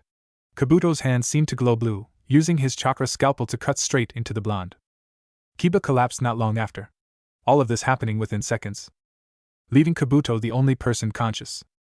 It's your move, Ghost, he said with a smirk, looking straight into the distance at a pair of slitted blood-red eyes. Unknown location. Karama appeared out of the shadows. The snake has revealed himself, the kitsune stated. Naruto Uzumaki smirked, a smirk which the fox mirrored. Alright, you stay here. I should be able to handle this just fine on my own. The fox's grin fell. What, why? Naruto activated his Sharingan, its 3 tomo converging. His eyes turned black, with a red 6-pointed star in the center. With a 6-sided pentagram-like structure inside of it, with a black dot in the middle. This was his Mangekyo Sharingan, the next level of the Sharingan bloodline. Kamui! He muttered the technique's name. It was then that his right eye spun and he was engulfed in a black spiral. Leaving the fox alone, his question unanswered. He always does that. Kurama sighed. Blearily, she opened her blue-green eyes. She was chained up, attached to the same crucifix that Asia Argento suffered upon minutes before. The rest of her peerage tied up next to her on the floor. With snakes that constricted them acted as rope to time them up. Ah. You're starting to wake up. A voice sounded. I suppose your pure blood devil genes helped alleviate the venom a little. There was Kabuto, standing right next to her chained form, with his maroon cloak covering half his face. She tried to channel her magic to break free, but it didn't work for some reason. It's no use, Kabuto informed her. The venom I injected you with suppresses your magic for a little bit. Why are you doing this? She questioned. If he was after the twilight healing he would have left by now. Why? He repeated, merely to draw someone out. You're after my brother? She answered. It made sense, kidnapping her and her peerage would be a surefire way to get her brother's wrath. The Lucifer? He smirked. Oh no, we are after someone who is far more dangerous. Who? She questioned. There weren't many people stronger than her brother. He should be arriving soon. He answered cryptically. And when he does, we'll kill him. Another voice called out in the room. Scanning her surroundings, she saw 5 other unknown occupants in the large room. One was Rinji, not that she knew. The second was a pale, pasty-looking short man. With white hair, he wore a black cloak with orange lining and black goggles with red lenses on his face. The third was a man with medium-length dull purple hair and gray eyes, wearing a similar cloak as his short accomplice. However, the most notable thing was a gas mask he wore which covered the lower half of his face. The next was a slender, somewhat feminine man. He wore a full-body light blue skin suit, leaving only his face uncovered. He wore dark green lipstick, his eyes were wide open all the time and had some pink hair sticking out of the top of his skin suit. The last was a beast of a man, with large muscles and a tall build. He had short slicked combed back brown hair, no eyebrows, and gray-colored eyes. He also has sharp teeth and long arms reaching down to his knees. Yeah. For Lord Orochimaru. Another man shouted. Lord Orochimaru? She questioned, not recognizing the name. Lord Orochimaru is our former master, Kabuto informed, although he was tragically killed not too long ago. Bastards. So this is about revenge, a voice shouted. Kabuto turned and saw where the voice came from. Oh, the Red Dragon Emperor has finally awoken. It was Issei, and he was now conscious. I honestly had expected you to be one of the last ones to wake up. I mean, I even had to patch up your wounds just so you didn't bleed out on the floor. He then pulled out a small blood bag from his cloak. I hope you don't mind, but I took some as a souvenir. Kabuto pulled out several more blood bags. All of you know it is a rare occasion that you get DNA of a pure blood devil with Gremory and Bale blood, a fallen angel half-breed devil, a Nekasha and the Red Dragon Emperor. It must be my lucky day. He mocked. It was then that the other members in her peerage began to wake up. Just in time for everything to begin. Kabuto then turned toward the door at the edge of the room. It was sealed shut. He's here, Kabuto announced. The building shook violently. But there was a silence, it was almost peaceful. This was the calm before the storm. Step, step, step, footsteps could be heard, echoing from outside. They continued. Step, step, step. They stopped. Silence. The door had been engulfed by flames. A black fire that burned the door to ashes, and in stepped a shadowed figure, his red eyes gleaming in the darkness. He stepped forward. Step, step, step. The figure was shown. His face was covered, instead he had a white kitsune mask. He wore a dark blue-gray robe with gray lining and a fur collar, with the back having a 3-tomo surrounding a pupil design. He wore fingerless opera-length black gloves wrapped in studded red-brown leather straps, baggy black pants, and red-brown sandals. Ah, it seems you've finally arrived to the party, Kabuto greeted. Ghost? Issei repeated. You shouldn't be here. The figure spoke. His voice was muffled. It was a combination of calm and cold that sent chills down all their spines. Yes, well, I got, how do you say, lost on the road of life. Kabuto mocked. Now let's get the fun started. As he said that, black markings began to appear across the other's skin like a wildfire. the markings originating from a 3-tomo mark on each of their shoulders. The figure narrowed his eyes in hate, although you really couldn't tell because of his mask. "Oh, you recognize this?" Kabuto mocked. "I heard you have had a long history with these types of curse marks. This seal acts as a power amplifier through the use of the sage arts." Kaneko flinched at that statement. "Each seal drastically increases a user's energy levels and physical capabilities," Kabuto informed. "Ha! And with this we'll finally be able to take you down," the largest among them mocked. The figure said no word, he just stepped forward into the middle of the room. Step, step, step. However, this may have been the wrong move as the 5 amplified henchmen had surrounded him on all sides. "Ghost! Just give up!" the masked one shouted. "You are surrounded," said the shortest of the group. The ghost made no outward change, his hands limply at his sides. The large one seemed to have lost his patience, and charged at the figure. "Yaha!" he yelled as he pulled his large hands back to throw a punch. The ghost dodged with the barest of movements, and thrusted his hand straight into the man's chest. The man's chest began to shower blood everywhere, as he had collapsed to the floor lifelessly. However, the constant rain never seemed to stain his clothes. "Gozu!" Rinji screamed. "What?" Rias thought. "Impossible!" Kaneko mentally screamed. "This thing is on a whole other level," Issei realized. The other henchmen were shaking at seeing one of their comrades being murdered so easily. Kabuto, however, just smirked. "All I'm surrounded by is fear. And dead men," the ghost retorted. The thing stood there, perfectly still, as if it hadn't killed someone just now. What's more, its clothes were perfectly dry, even when the shower of blood looked like it had completely washed over it. "Bastard!" the smallest of the group shouted. He then pointed his arms at the masked figure, showing that he had some type of device strapped to his wrists. It looked to be a wrist-mounted rocket launcher of some kind. It then fired a multitude of small objects at the ghost, their explosion nearly blinding the occupants in the room and causing the building to shake. Smoke filling the area of detonation. "That ought to have taken him out," the short man said confidently. Keikiho, the masked one, pointed at the smoke screen. As the smoke cleared, it revealed the ghost, no worse for wear. His clothing was in perfect condition, as if he hadn't been hit at all, almost like a... "What? How'd you do that?" the now named Kiho questioned angrily. He then pointed his wrist launchers at the figure again. Ready to launch another volley, Kiho was stopped by Shinji, who raised his arm. "Wait!" he ordered Kiho. He then faced the masked one of the group. "Kurigiri, do it!" To which the now named Kurigiri nodded. Just then a black smoke began to be released from Kurigiri's cloak. Its black smoke screen filling up a large portion of the room. "Nurari!" Shinji shouted. The skin-suit-wearing clown nodded. He charged into the smoke screen, while Shinji summoned several groups of bats that flew into the smoke at their targets. While Kiho not long after fired a missile into the smoke. Inside the smoke, the ghost dodged Nurari's fist that had been sent at him from behind. He then noticed several figures in front of him. Each one looked like an identical copy of the masked one named Kurigiri. It seemed that he had some ability to create tangible clones within the smoke. He sent a kick at one of the clones, with it successfully landing. From the sheer force of the blow, the clone was sent backwards, knocking into the other clones next to it. Nurari tried to hit him from the back again, however this time he grabbed his wrist. However, the skin suit-wearing man seemed to have a mucus-like substance that surrounded his body, joining their limbs together, when he touched him. Using Amaterasu, he summoned his black flames. He was able to successfully burn the substance off his hand, along with Nurari in the process. He threw the burning Nurari at a group of bats. The bats sticking to the man, just as his limb had been forced earlier in the fight. And later they were engulfed by the flames as they flew outside the smoke.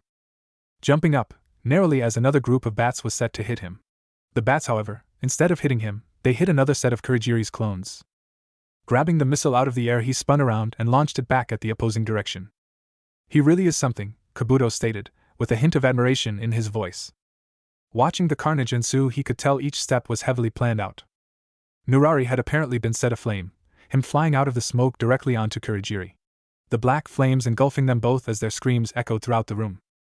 The ghost having simultaneously taken out two opponents and disabling the smoke screen. Without Kurigiri to maintain the technique, it started to dissipate. A missile came flying out of the smoke, the explosion catching both Rinji and Kiho within the edge of the blast radius. The smoke dissipated, the masked figure was standing still. No scuffs on his clothing and no worse for wear. Fast, Kaneko thought, wondered at the display. Especially as each of them had used the cursed power of the sage arts. "Who or what is he?" Rias questioned, both marveled and slightly terrified at the little display of power. Her other peerage members agreed with her thoughts. Oh, him? Kabuto asked. Smirking, he answered. I wouldn't want to ruin the surprise, now would I? After all, things are just now getting interesting. A swarm of bats flew straight at the figure. However, a kunai appeared from his sleeve, throwing the object at Shinji like a bullet. Much faster than the bats flying, could vaguely see a faint blue outline around the blade as it cleanly cut through the bat user's head like butter. The summons disappeared without their summoner being among the living anymore. Kiho shook in fear at the display of power of the masked figure, him being on his back from the explosion earlier. He crawled backwards in fear as the masked figure stepped closer toward him. Stop. I give up. Jay, just let me go, I didn't want to do this. His ramblings ended as the masked figure shoved his foot directly into Kiho's head, him suffering a similar fate as Gozu as his blood splattered everywhere. Step. He walked toward them again. Kabuto clapped his hands at the display, the rings of twilight healing on each of his middle fingers. Wonderful. Just wonderful. Kabuto commented on the display. Honestly, that strength is one of the things I admire about you. Silence. Yes, I really do admire you after all the pain you went through in your life, Kabuto stated, the masked man stopping at the remark. Oh, ready to listen now? He mocked. However, a kunai was sent directly at Kabuto's face. Kabuto activated his chakra scalpels as his hands started to glow blue as he cut straight through the kunai. However, the silver ring, when exposed to the powerful lacerating energy, had cracked. Oh no! Look at what you made me do, he said, inspecting the cracks on the ring. An evil smirk erected itself onto his face. He channeled more of his energy into both of his hands, the powerful rings straining under the pressure. Shatter. The divine rings breaking under the pressure, as the twilight healing of Asia Argento was no more. No! Issei screamed in rage, those were Asia's, damn it. And you broke them. Again with the interruptions. Kabuto sighed. The snakes that wrapped around her peerage members constricted them even more. Ack. Issei moaned in pain, the rest of her peerage did as well. Akino, however, seemed to moan in pleasure. The snakes then wrapped themselves around their mouths. Stop this right now! Rias demanded, not happy with her peerage's suffering. Kabuto turned towards her. The ghost stepped forward. You're in no position to be demanding anything, Kabuto stated. A white snake slithered up to Rias's hanging position, its fangs ready to bite her at any moment. This stopped the masked figure's movement. Turning back to the masked figure. Now that all of the interruptions are taken care of. Where was I? He took on a thoughtful expression. As I was saying, after Lord Orochimaru died, I lost sense of my identity again of who I was. I never knew my parents or homeland. The enemy took me into their custody when I was very little. I was used as a spy since I was a child, moving around from country to country, faction to faction. For a long time the idea of homeland was alien to me. Until I became Lord Orochimaru's disciple, and now, it's gone again. The pain of not knowing who I am or being without an identity. You understand it well, don't you? He asked. Silence. Who are you really? Are you yourself or Ender's ghost? I know you have lost everything, and with what Lord Orochimaru put you through, you must have questioned your identity. Who you were meant to be. He turned his head to the left. But you had faith in your strength, and told yourself that you truly are yourself.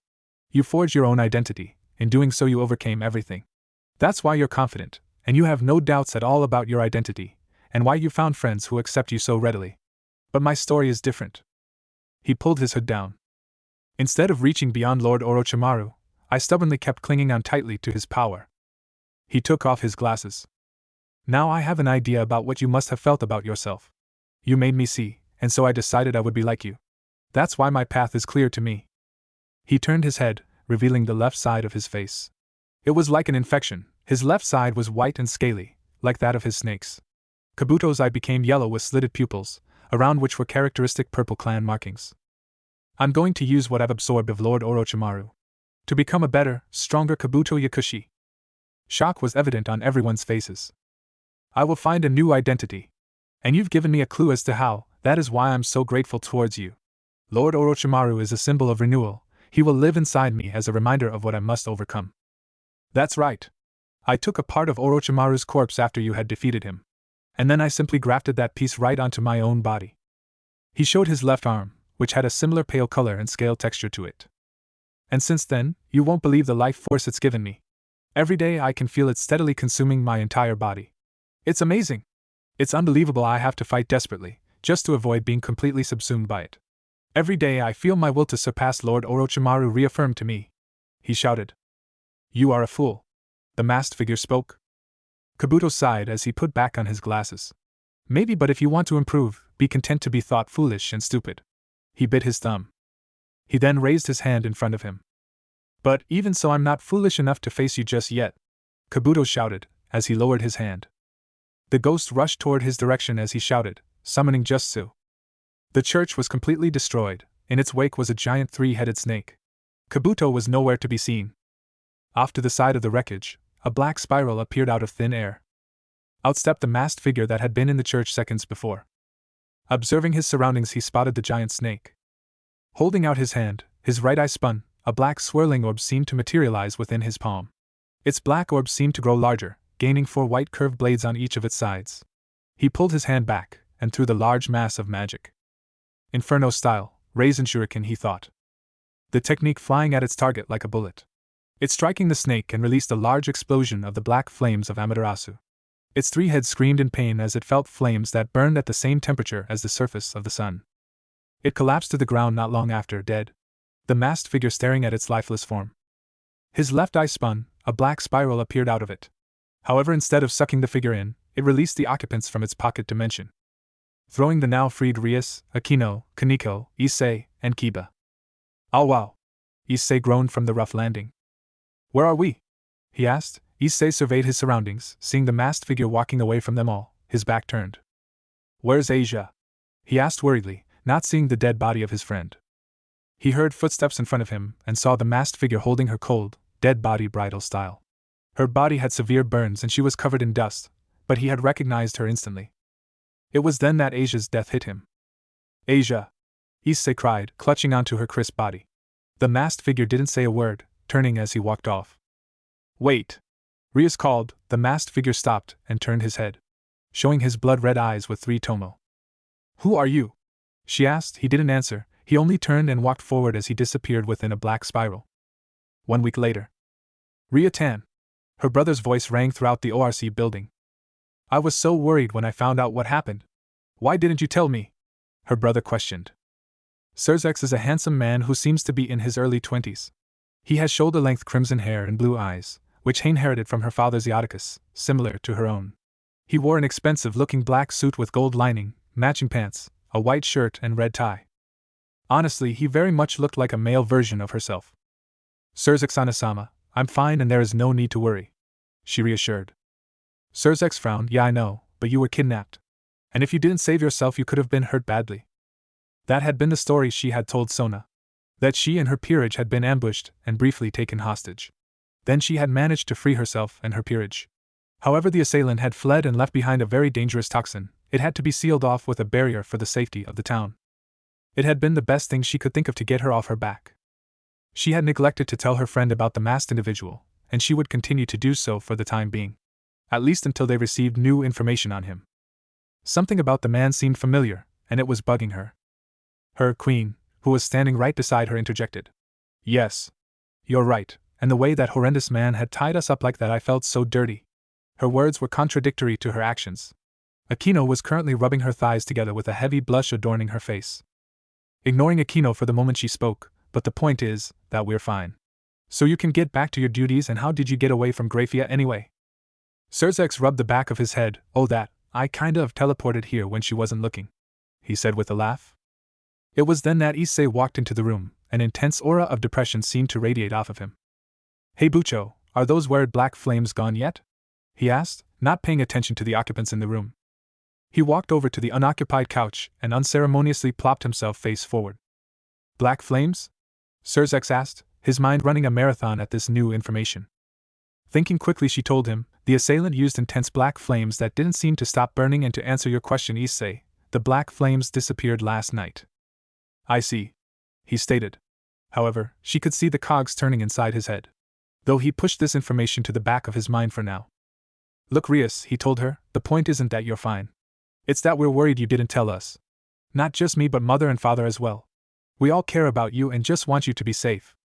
If you cared about me, you wouldn't force me to marry him," she retorted with a hiss. Surzex had a regretful expression, but Rias continued, "Now if you excuse me, my peerage and I have somewhere to be." She got up from her desk and headed out the door with Akino following. She grabbed her, Pawn's arm, who seemed to have not been paying attention to their conversation at all. All the while, the Lucifer was thinking about the conversation that had just occurred. It had all been a blur. He could vaguely recall Akino giving the opening statement. She had worn a white and red traditional Miko outfit. He was so lost that he didn't even ogle her. Rias had really gone all out for him. He knew that she hadn't known Asia and her death likely didn't affect her that much.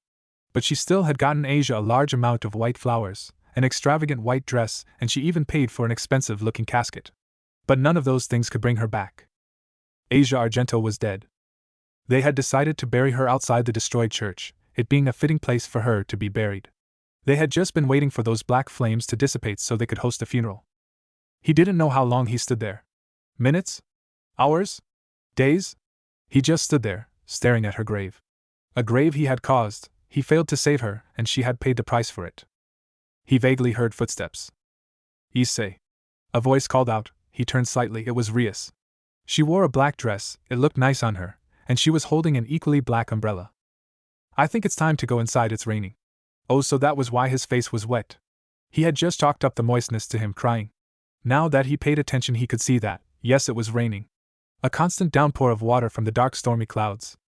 No, I'm fine here, he stated, not minding the rain. Issei, you'll catch a cold, she told him, concerned about his well-being. Look, Rias, I think I'll stay out here for a bit, he told her. Rias frowned. Issei, I know what you're going through, But she was interrupted by her, Pawn. You don't know a damn thing about it, he screamed. He collapsed to his knees, right in front of Asia's. What would you know? You're just some dumb heiress who's lived in a castle her whole life, he asked. Rias had her head low, she clutched the vile necklace she had on with her hand. I had a friend, she spoke, he was the nicest, kindest and goofiest person you could ever meet, even if he was a devil, Rias told him. Her description reminded him of Asia, her golden hair, her kind demeanor, and her innocent outlook on life. He used to visit me every week and we would play, watch anime, or even just talk about our problems we had that day. Even when I was down, he always tried to make my day better. He was honestly probably the most important person I had at the time. And his family was like a second family to me. His mother used to be so doting and his father so laid back, much like my own parents. And with how they constantly teased me and him, it was always a good time around them. But then one fateful day when I was 10, my mother came into my room. She told me that they had died.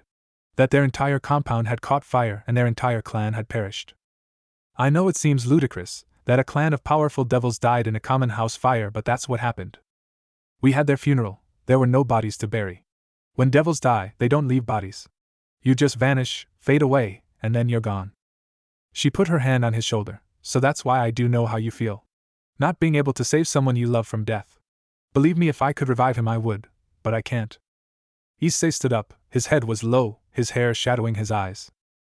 And why can't you? He screamed. Rias took a step back in shock of his outburst. Why can't you revive Asia? If you could revive me, then you can revive her. Rias frowned. She reached into her pocket and took out what looked to be a chess piece, a bishop to be exact. Issei, do you know what this is? She asked him. It's a chess piece, so what?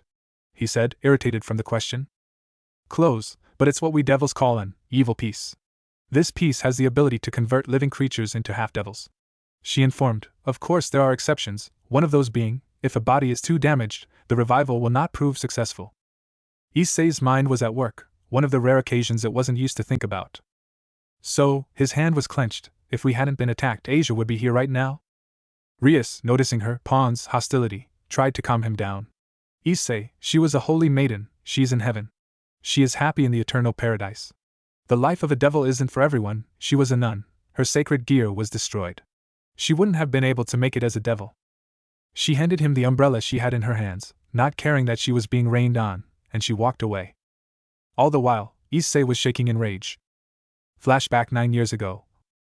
It had been a year since he had gotten his familiar with Rias. Currently he was on his way to the Phoenix mansion. The Phoenix were throwing some type of party, and he was forced to go by his parents. Lo and behold, their house just as grand as the other houses he had been to. Don't get him wrong, he too had a large house, but he always found the need for them to be non-existent. He just didn't see the point in showing strength through the wealth you had. Especially when that wealth was mostly inherited or gained through political means. But he was here, his forced to be here as he was of a Phoenix blood. His father had at one point belonged to the Phoenix clan. He had been a low-class side branch member that had quickly risen through the ranks during the Great War with his cunning intellect and strength. That was how he had met his mother. He had saved her from being captured, not knowing she was the heiress of the Uzumaki clan at the time.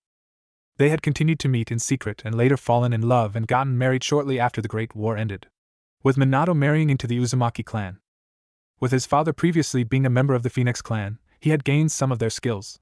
He didn't have the aptitude for fire magic, but he was excellent in wind magic according to his mother.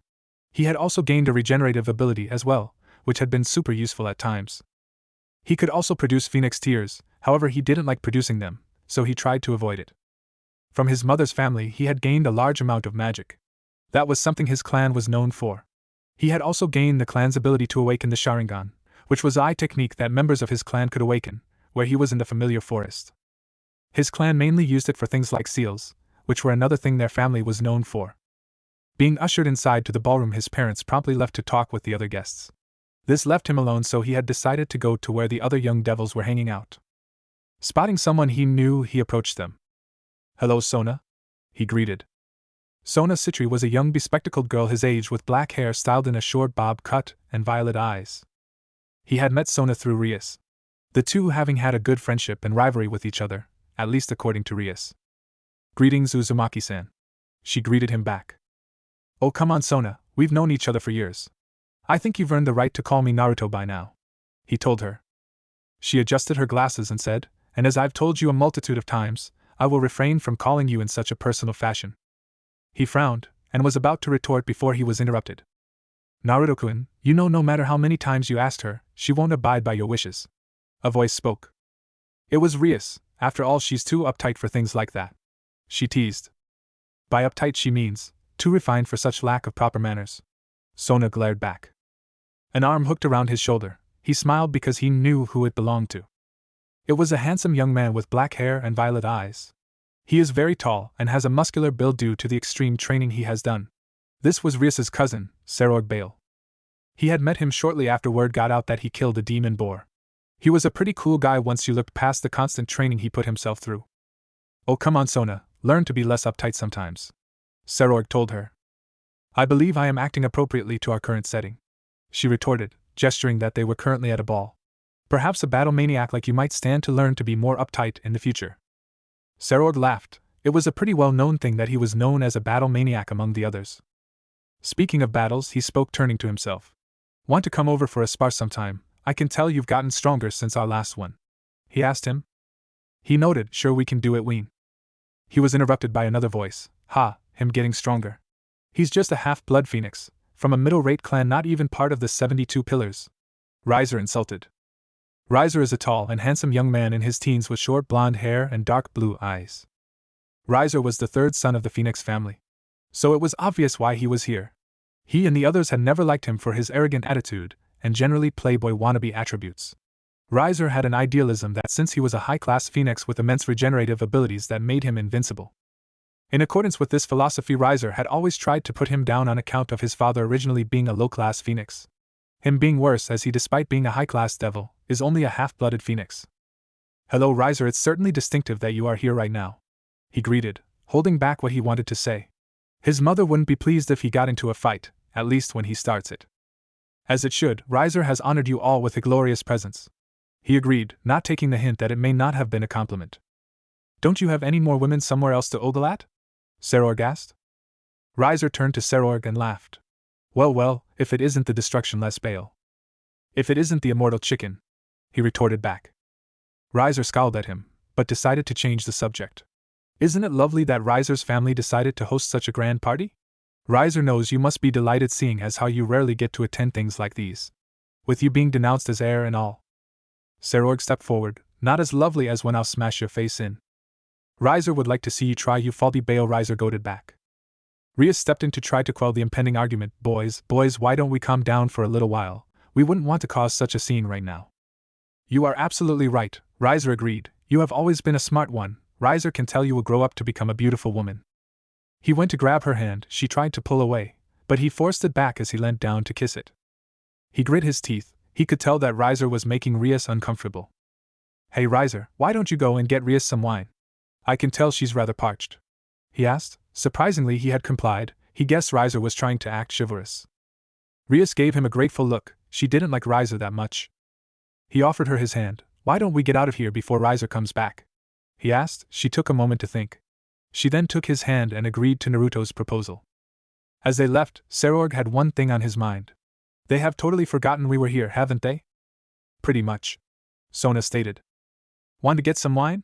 He asked. She shrugged. What is this place? Rias asked. Naruto had just taken her hand and teleported her somewhere whenever others weren't looking. This is one of the safe houses that my family has in place in case anything happens.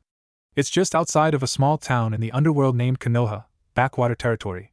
So nobody really knows about this place, so nobody will know we're here. He told her. Come to think of it, this one was the place I was born, he said in thought. That piqued her interest, really? Yeah, this place is great. It's got a bunch of things, like 10 bedrooms, a living room, a library, a training area, and a bunch of other cool things. Come on, let me give you a tour, he told her. Naruto spent the next hour or so showing her around the estate. It was very large. Although the experience was fun, much funnier than the ball would have been. And over here is WH. As he turned the corner, he was face to face with something: his mother. His very pissed off mother. Naruto, what did I say about sneaking out of the parties we bring you to? She asked. To not get caught? He replied. Yes, she replied. Smack. He was promptly hit on the head. He guessed he might have gotten caught sneaking out. Oh, he whined as he rubbed his wound. What are you even doing here? His mother asked. Well, I am. He scratched his cheek. Rias was getting uncomfortable at the party, so I kinda took her here, he said. Kushina took this moment to think. Rias, can I speak with you for a second alone? She asked, adding the last part as an afterthought. Said girl was shrinking at the scary woman's gaze, but she nodded in affirmation. Kushina took Rias into the other room, while Naruto wondered if he was going to get punished or not. Somewhere outside of Konoha. Present, 1 week later. So that's what happened, he said, after he retold recent events, seemingly to no one. He was in his Naruto Namake's look, so black hair and pale skin, with orange pants and sandals. He wore a black uniform jacket with an orange zipper and buttons on the waist and sleeves. Upon further inspection, it could have been said that he was talking to a slab of rock, a headstone. Things have been different without you around, he told the grave. I know you're probably rolling in your grave right now. You always taught me to stay true to myself. I can't help but think about what Kabuto said. He was wrong. He looked up, gazing at the sky. Everyone has something that defines them as a person, that makes them who they are. It makes them them. But that thing that defines themselves on who they are, it isn't there for me. Ever since I saw them, I can't help but feel like I'm changing. That the thing that made me me doesn't exist anymore, or that it never has. When I was a kid, things were so simple. After I lost my parents, you were there to guide me. You were there to teach me how to fight, to guide me when I felt lost. You were like a grandfather to me. But now you're gone. Master, you were always so good at pushing me to live my life how I want to. Truth is, you should have pushed a little harder, he told the grave. You know, I still have nightmares about him. What I could have done better, how I could have done something different. And the dreams aren't just about him but everyone else too. What happens when I'm not there to protect them? I can't go through that again. Never again. He ran his hand through his hair. I still hate him, and not just Orochimaru, but the rest of them too. And I've tried so hard to forgive them, to move on with my life. But every time I think of them, I still feel a burning hatred within my core. Believe me, I've tried, from meditation with sensei to even getting help from an angel. He chuckled slightly. I know it's a bit ironic, but it's true. An angel helping a devil. What's worse is that devil is me, but it's true. But I still feel this intense hatred for them. I can't help but feel that something is coming. It might be time I start setting my plans in motion. The plans you and I spent working towards. A complete overhaul on the underworld system as a whole. To stop all the wounds the heads have inflicted. And that means that we start at the top, with the great king of the underworld first. He walked away, stepping away from the grave of his deceased master and grandfather figure. Sarutobi Hiruzen, the headstone, read. All the while a pair of red slitted eyes were watching him closely, its mind at work, thinking back to what he's just witnessed. Konoha's Uzumaki hideout. He opened the door. I'm home, he called out. Nobody answered. Currently everyone in his peerage was away. According to a report from Kurama, 3 of his peerage members would return any day now. Those being Shark, Owl and Rabbit. They had been exploring some of Orochimaru's other bases for him, gathering the information Orochimaru had on various organizations and people he had collected over the years. The door led him straight to the living room, which was equipped with a multitude of speakers, couches, a table and even a TV. This was where the majority of his peerage spent time when trying to relax. Some of them were rather lazy, he really had to push them to train. Especially cat and dog, who were probably the laziest of his peerage. While other peerage members did nothing but train, he was one of them, but it was mainly Queen these days. Heading to one of the bathrooms to take a quick shower. After a few minutes he came out of the bathroom wearing nothing but a white bathrobe with the Uzumaki spiral on the back. Quickly making his way to the kitchen he got himself a glass of ice water. Taking a sip, his stomach grumbled. Quickly heading to the kitchen he made himself a sandwich. After a couple minutes he headed back into the living room. Taking a bit as he opened the door he was race to race with one crimson-haired beauty and an equally beautiful ravenet. How is she here? There should be a system in place to keep unauthorized people out, he mentally screamed. Silently freaking out he turned back and tried to make his way back into the kitchen. However, fate was no longer kind to him as right as he stepped forward. Creak. Slowly turning around he was face to face with Rias Gremory and Akino Himejima. He said the only thing that could come to his mind. Hey! He greeted. Ah! 8 years ago. The room was dark, only lit up by the shimmering moonlight. A false moon for a false sky. Something the underworld put up in the last few centuries, to help the rising amounts of devil/human half-bloods adjust to their new life. They were in the underworld, specifically at the Gremory mansion, in Rias's room. Rias was currently naked, he wasn't. She had said something about her not being able to sleep with her clothes on, a trait she had inherited from her mother apparently. He hoped she grew out of it when she grew older. He was currently asleep, or was supposed to be. He was currently in that stage where you were asleep but you also weren't, and in between, like when you had just woken up, or were trying to sleep but couldn't. A shadow crept into the building, a darkness that brought nothing but death and destruction. It snuck through the halls, already knowing its destination. Gliding past the guards it was unseen, a testament to the shadow's skill. It made its way to their current room, silently opening the door, which was the only accessible way to get in the room. The large windows couldn't be opened, and if they were it may alert the guards patrolling the area outside. The occupants were none the wiser as it readied its blade, ready to strike its target. Wake up! A voice called out. He didn't know who it belonged to. The voice sounded familiar, like he knew the person his whole life, but he just couldn't remember who it was. Wake up, the voice repeated. The shadow raised its arm up, ready to strike. To eliminate its target, and flee the scene, leaving everyone none the wiser. It lowered its blade, intending to pierce clearly through the target's throat, a clean cut. The target didn't need to suffer, they were only a kid after all. Wake up! The voice shouted. Squelch. Rias awoke to a frightening sight. It was Naruto. He had his back facing her, and a man, an assassin, had made its way this far into the compound. That had been a first. Naruto stabbed the assassin through the chest. With a 3-pronged knife, she didn't know where he had gotten it. The assassin was in a position ready to stab the previous position of where Naruto had been. But Naruto got to him first, weaving his way out of his strike as he stabbed the shadow in the chest. He turned toward her for only an instant, so quick she hadn't even registered it at the time. His eyes were red, but that wasn't just it, he had 3 tomo marks in his eyes. Naruto had told her that his clan's ability allowed them to change their eyes to the color red and have 2 tomo encircle the pupil. He hadn't mentioned anything about 3, why?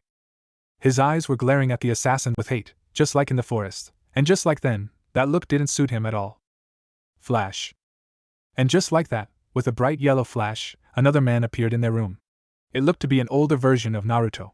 He wore a white coat with red flames on the bottom, a green flak jacket over a blue shirt, and blue pants. This was Naruto's father, Minato Uzumaki. He had never seen him so angry before. The assassin made the best move it could in its situation. It pulled the knife out its chest, so Minato couldn't follow, and applied pressure to the wound lest he bleed out. It then ran straight to the window.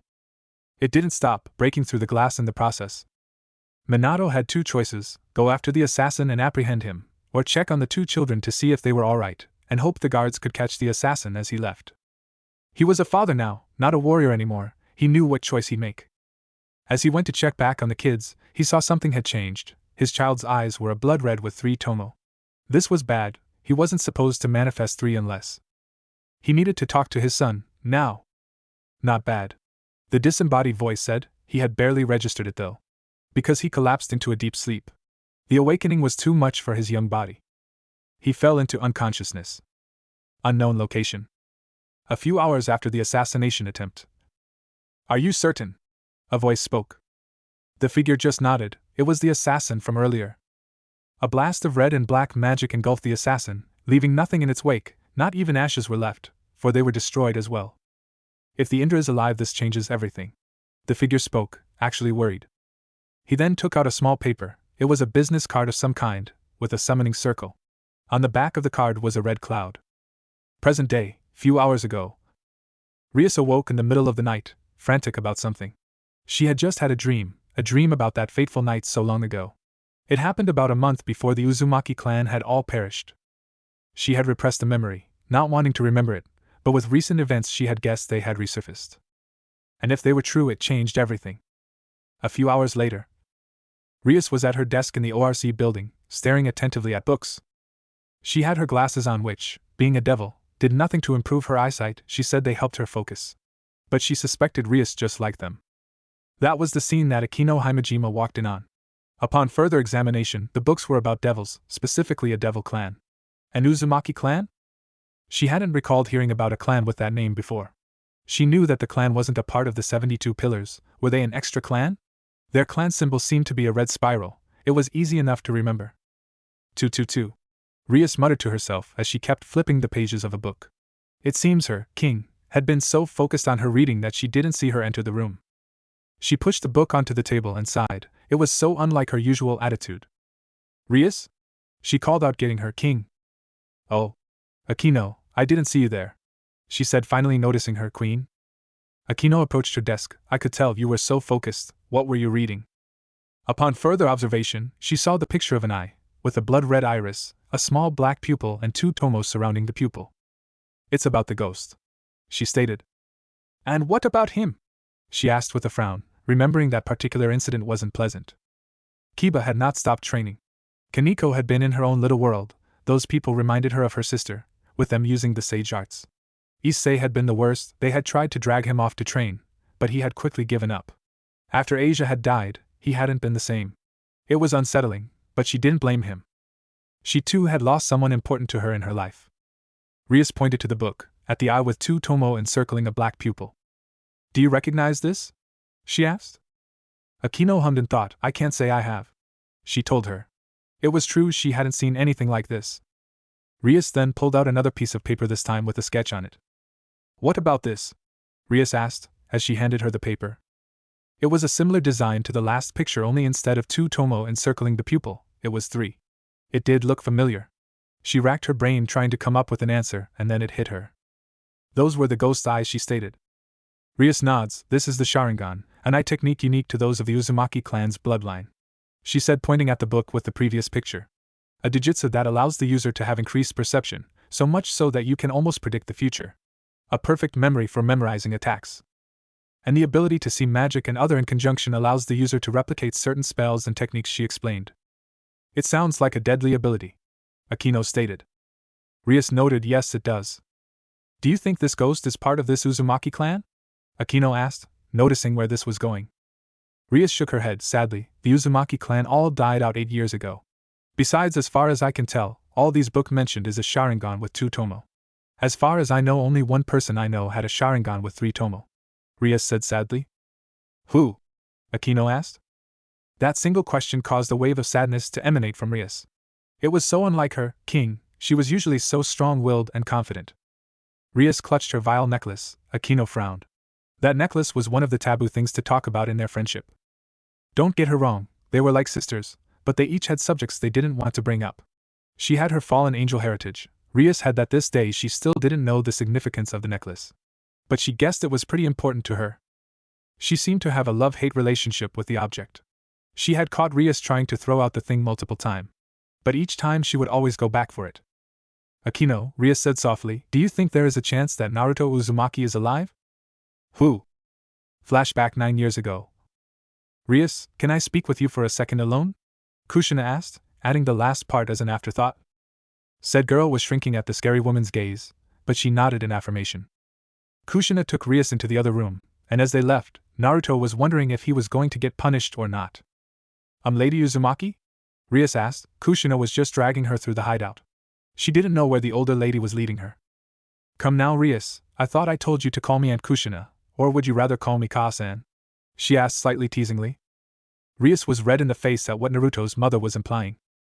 No, I think Oba-san is just fine, she told her, trying to gain back some of her composure. Kushina just laughed. They reached a room. It was a standard room, with a desk and bookshelves for working. But what really took her breath away was the large window that showed her what was outside. Wow, she said in awe. This building seemed to be atop a mountain, and you could see the entire village outside. Sure, it wasn't as large as some of the other cities she had seen in the underworld. But the way the sunset looked across the sky, with the way its light was cast over the trees, and the small buildings that were of a Japanese style. Budding was the people that were what had her, with the way they all talked to one another, as if they all knew each other. Like they were one big family. It was peaceful. Yup, Kushina said in agreement, every time I see it, it just gets to me, you know. But that's not what I brought you here for. She told her. What did you bring me here for? Rias asked. Take a look around. She told her. Around the room, there were a large amount of kanji on the walls. She walked up to them, touching one with her finger. What are these? She asked. They're seals, Kushina answered. She took her finger off. A specialty of the Uzumaki clan. They used to do all sorts of things, like for example, security for the whole building. Looking at them, they looked complicated. She didn't understand any of them. How do you know what they all mean? Rias asked. Well, we practice. She told her, but between you and me, it helps to have these. Kushina said, gesturing to her eyes. They were a blood red, with two tomo, just like Naruto's had been. Your eyes, they're just like Rias trailed off. Like Naruto's, Kushina answered. She nodded. I'm surprised Naruto hadn't told you. It's called the Sharingan deer. A digitsu unique to those of the Uzumaki bloodline. It helps a lot to see magic and remember stuff. She told her.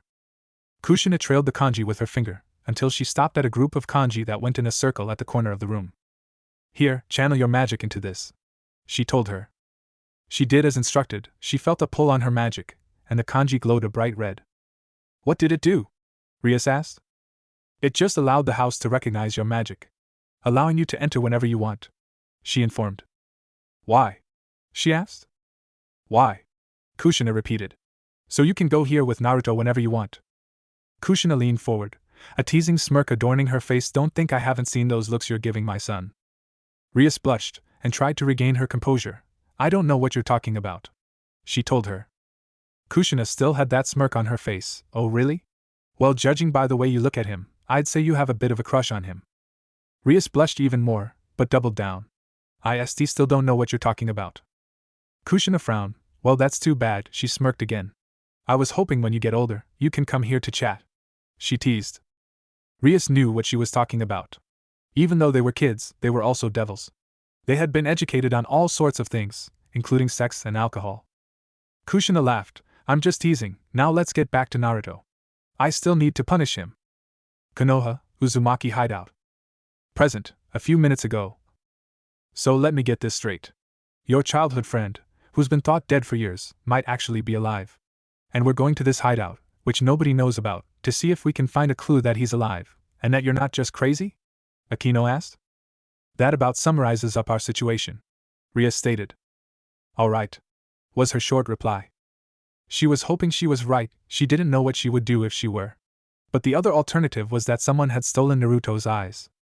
She vaguely recalled one of Naruto's bodyguards who only had a single Sharingan eye. Apparently he had gained it through some type of eye transplant. But that thought made her blood boil. Just the thought that someone had stolen Naruto's eyes, and were using them for whatever means they wanted, bothered her a lot.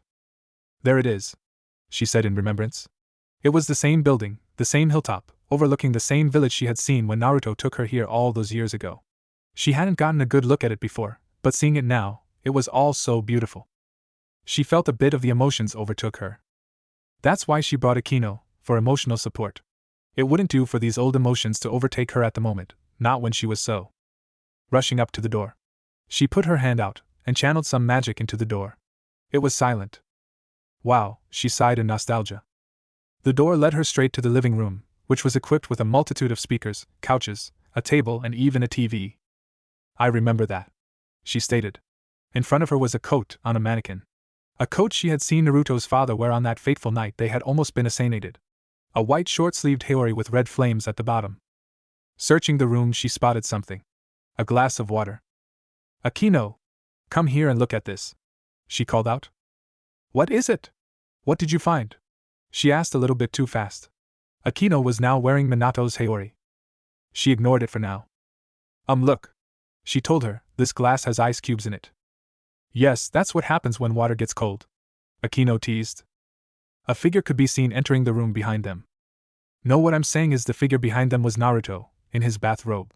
Don't you think it's a little odd that the ice hasn't melted yet? Naruto was behind them, freaking out. "One of life's great mysteries," Akino told her. Naruto turned, and was about to walk away when... Creak. Slowly, turning around, Rias and Akino were face to face with a bathrobe-clad blonde, with spiky hair, blue eyes and whisker marks. "Hey!" He greeted. "Oh!" they screamed. "Present." But you're dead," Rias spoke in shock. "Are you a ghost?" Akino asked, grabbing his jaw as she moved it around in her hand. "Naruto!" she called out, not believing this to be true. "Hey to Tomato-chan!" he greeted through Akino's movements. He swatted her hand away. "There had better be a really good explanation through this," Rias yelled out through gritted teeth. Naruto thought about it, pausing to come up with the right words to say. "Look, Rias," he sighed. "I know you deserve a good explanation for everything, but I can't just give you one right now. I'm sorry," he apologized.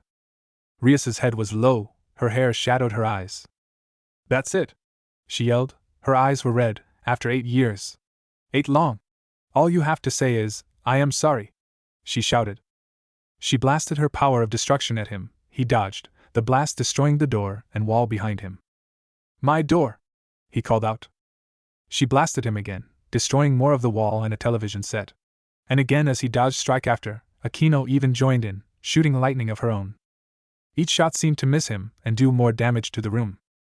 She got tired until she just walked up to him and punched him in the face. It didn't seem to do any damage, but she didn't care. Again and again, blow after blow, she kept hitting him, all her pain over the years mixed into every punch. Until she finally collapsed from her emotions, right onto his chest. "I thought you were dead," she cried out softly. He felt a wetness in his chest. Rias, he clutched her, his heart broke. Being away for so long took a toll on him. For a moment, they were in each other's embrace, just like it had been, so long ago. It wasn't to last. He pushed her away. He steeled his heart. He knew why he had stayed away from her. To protect her. He didn't know if he was strong enough to protect her now, when he had failed so many times protecting others. "Rias, I can't do this," he told her. The look of hurt and betrayal she gave him. It was like a blow to his chest, right to his heart, but he continued on. "The boy you knew, the boy who gave you that necklace. He died so long ago." He spoke. But Rias tried to interject, but she was cut off. "You deserve better than what's left," he told her. "Don't tell me what I deserve," she hissed out. "Rias!" he hissed back, sighing. He said, "I want you to leave." "What?" she asked. Her tears were now flowing. She didn't know how she wanted this reunion to end up, but it wasn't like this. "You heard me. I want you to leave, to go back to Ku and live your life, to be happy, and forget about me," he told her. She wanted to argue, to plead with him to stay, to get an explanation out of him, but if this Naruto were just as stubborn as the old one, it was a fruitless effort. Akino was baffled at the display. This Rias didn't act like the heiress to a powerful devil clan, the smart, confident, stubborn king she had served for 7 years. This Rias was broken and hurt. And she could only stare at the person who caused this in hate. She readied her magic, activating a magic circle, ready to fry him to dust, because he hurt her best friend, her sister, in all but blood. "Akino, we're leaving," Rias ordered softly, her head low. She just looked so defeated. Rias and Akino left, Akino throwing his father's coat on the ground. It hurt him, but he had to do it. He knew it was the right choice. Sometimes, the hardest choices require the strongest of wills. Kurama sighed. He had been hiding in the rafters, a place he usually slept, watching everything unfold. Everything went exactly as he expected. A testament to how well he knew his master and best friend. "Naruto, you can't keep pushing people away," the fox told him, but he was too far away to hear it. Hopping down, Naruto not noticing him, he used his tail to grab something on the table. Kurama held out a couple of black cards, with a 3-tomo pattern on the back. "Fine, I'll do it myself," he thought. Naruto stood there, deep in thought. He didn't know how long it had been since Rias had left. But he hadn't moved since. He was just standing at the center of the rubble. 3 people entered the house. "We're home," a male's voice called out. The first was a lean-built 17-year-old man of average height. He had straight white hair with a light blue tint to it, almond-shaped purple eyes, and strange shark-like teeth. He wore a purple, sleeveless shirt with blue pants, sandals and a belt around his waist with water bottles attached to it. Additionally, a mask, split down the middle with white and blue in colors, with markings that look similar to shark-like teeth painted where the mouth was, strapped to his belt. He also wore another belt strapped to his chest which he uses to carry his weapon, Kubikuribocho, which translated to decapitating carving knife. It was a large broadsword, as tall as a full-grown man, shaped like a butcher knife. The blade itself has two cutouts, a circle close to the top and a semicircular one nearer to the handle, the former of which is aptly fitting the sword's purpose of decapitation. This was Suigetsu Hozuki, his rook, code name, Shark, on account of the mask he was designated with. "I told you to be quiet, Hozuki." Another voice hissed out. This time it was a female's. It was Ao, his knight, also known as Hanabi Hyuga. She was an extremely beautiful 16-year-old woman, with dark brown hair, styled in short bangs in the front reaching her chin to frame her face, while the rest of her hair she kept in a ponytail in the back, with a single strand running along her face. She wore a yellow kimono top, which did nothing to her curves, a red kimono dress and a white obi tied at the front, and brown sandals. Currently she had her porcelain mask sealed away, but hers was a white and gold owl-like design. Suigetsu surveyed the room, noticing the current occupant and the room's destruction. "Naruto! What the fuck happened to my TV?" he shouted. Hanabi palmed her face, clearly having spent too long of a time with her water demon colleague. "Naruto-sama, are you alright?" His other knight asked, noticing her king was deep in thought. Much like his other female peerage member, was extremely beautiful with her long black hair tied in a bun in the back with two strands framing her face, pale skin and large, dark brown eyes, and a slender frame. She wore a white and teal kimono top, with a brown obi and brown kimono dress. She had brown and teal sandals and a white cloth with saban needles holding up her bun. She had a porcelain mask that only covered the top half of her face, that was different from the others' masks. Hers had two rabbit-like ears that poked out the top, with real markings around the eyes. Hakiyuki, his other knight, and code name, Rabbit. Her voice seemed to break her master out of his thoughts. "Huh? Oh yeah, I'm fine. Why do you ask?" "Bastard. What did you do to my TV?" Suigetsu yelled, pointing his overly large blade at his king. "TV?" Naruto asked, with a tilt to his head, uncaring of the large blade that was pointed at his face. Naruto then seemed to notice the destruction around him. "Oh, I slipped," Naruto stated, as if it answered everything. "You slipped?" Suigetsu repeated. "Oh. Like I'm about to do right now." He charged at his master. His charge was stopped by his knight, who used a well-placed juken strike on Suigetsu's arm. The limb subsequently went limp, dropping the large sword in the process. "Right, you slipped," Hanabi repeated, not buying his lie for a second. Naruto nodded, doubling down on his lie. "Anyways," Naruto changed the subject, "do you have the information I requested?" Naruto asked, his voice getting more serious. "Of course," Naruto-sama, Haku said. She pulled out a sealing scroll, tossing it to him. He caught it, all the information Orochimaru had collected over the years. Hanabi informed him of the contents. Naruto nodded. "Wonderful, I trust it wasn't too much trouble for you three?" Suigetsu laughed. "Ha, as if a couple of that snake's goons could pose a threat to us," he bragged. "Says the weakest in the group," Hanabi teased. "What did you say, you blind bitch?" Suigetsu yelled back. "Oh, nothing, it's just that without all that water you're pretty useless," Hanabi taunted back. This went on for several more minutes, until Haku finally had enough. Grabbing onto each of their shoulders, she squeezed them tightly. "Quiet, both of you," Haku ordered, gesturing toward their master, who's still looking in the scroll. However, he still seemed to be lost in thought about something. He rolled up the scroll and sealed it on his arm.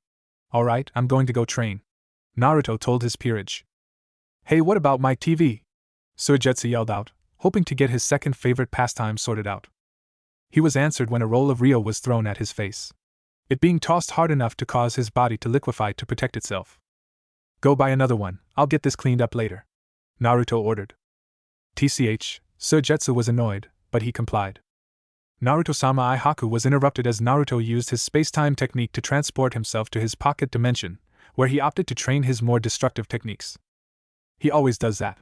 Haku sighed. Hanabi nodded. "Something happened," Hanabi pointed out. Haku agreed, while Suigetsu went to town to get a new TV. "What do you think happened?" Hanabi asked. Haku had always been the one to understand Naruto the best. Haku gave it some thought. "I don't know," she admitted. "He hasn't acted like this since," she trailed off. "Since?" Hanabi asked, not following her senior's thoughts. "Since the incident happened," Haku finished. "Incident?" she asked, as she frowned. She hated not being in the loop of things. It's none of your concern, she told her junior, but judging by the look Hanabi was giving her, she knew her fellow knight wouldn't relent unless she gave her more information. About a year or so before you joined us, a certain incident happened, affecting Naruto to most. That is all I can say, she told her, walking away, but not very far. What are you doing? Hanabi asked. I'm cleaning, was Haku's short reply, and she was using her magic to destroy the broken rubble. I thought Naruto-sama said that he would clean it up when he got back, Hanabi pointed out. I know, but he won't be back for a while, she told her. Hanabi shrugged at her senior knight and sat on the couch, which was slightly destroyed, waiting for Suigetsu to return with a new TV. Teleporting back to the ORC building, Rias had a dejected aura. Akino, on the other hand, was pissed. Some bastard had made her, king, cry. The one who took her in when her family had scorned her. Rias had been with her through thick and thin, and she was in pain. And that man, who claimed to care for her, had hurt her. He had abandoned her, just like how he had abandoned her. Akino? Can you give me a moment alone? Rias asked. Rias Akino pleaded, but she was cut off. Please, I want to be alone right now, she told her queen. All right, Akino gripped her friend's hand, but just know I'm here for you, she told her. Rias nodded. As her queen left, Rias decided to take the most comfortable option and laid down on the couch. She didn't know how to feel right now. She had just found out her childhood friend, the one she thought was dead for years, was alive and well. That thought made her happy. But now, Naruto Uzumaki is different, changed. Even if his joke stayed the same, she could tell, it was a mask to hide his pain. There you are, Red. A voice spoke. That seemed to break her out of her thoughts. Looking around, she didn't see anybody here. But the voice had to come somewhere, so looking again she spotted someone, or should she say something, on her desk. It was a fox. A fox with 7 bushy tails, rabbit-like ears, black markings around its eyes, and blood-red slitted eyes. Kurama? She asked. Even with the change in size, new markings, the fact he had grown 6 more tails, she still recognized him.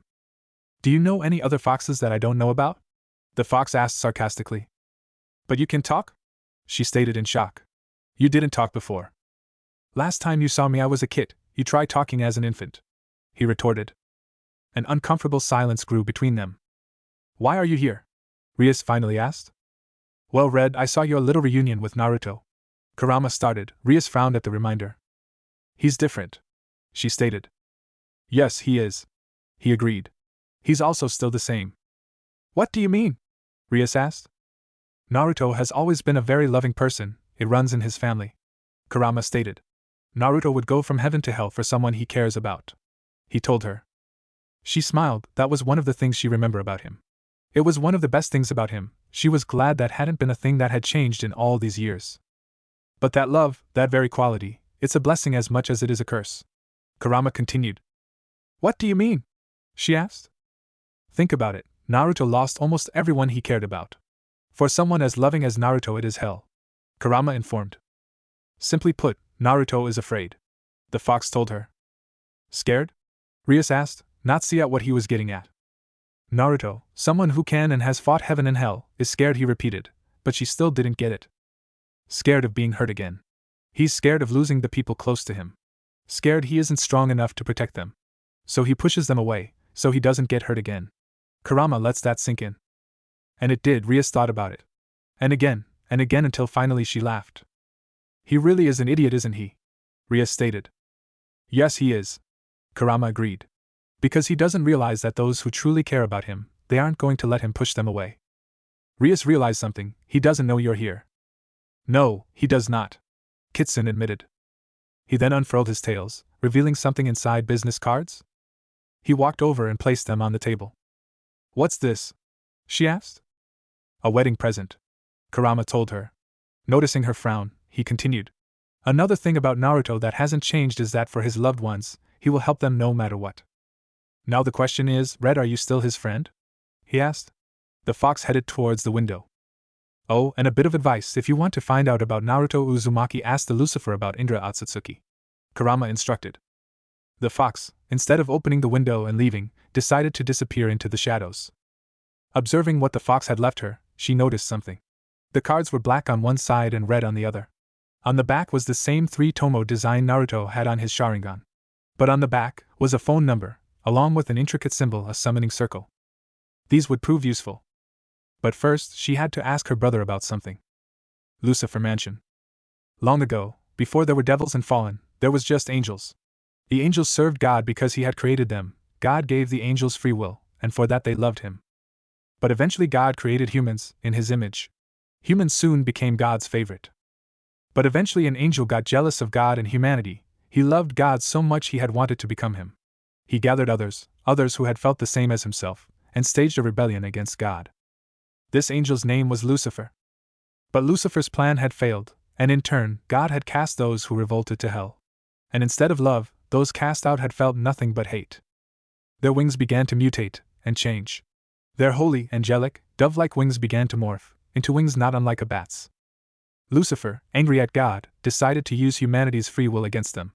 Tempting the first humans with sin, they were cast out of Eden.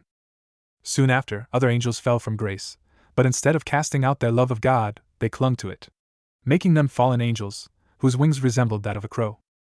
However, the newly made fallen angels were left without a home. They could no longer enter heaven, and the earth belonged to the humans, so that only left one place. And so the war for the underworld began, and soon heaven was dragged along with it. The Great War began, with a three-way battle between angels, devils, and fallen angels. Millennia passed, soon all three sides had lost too much.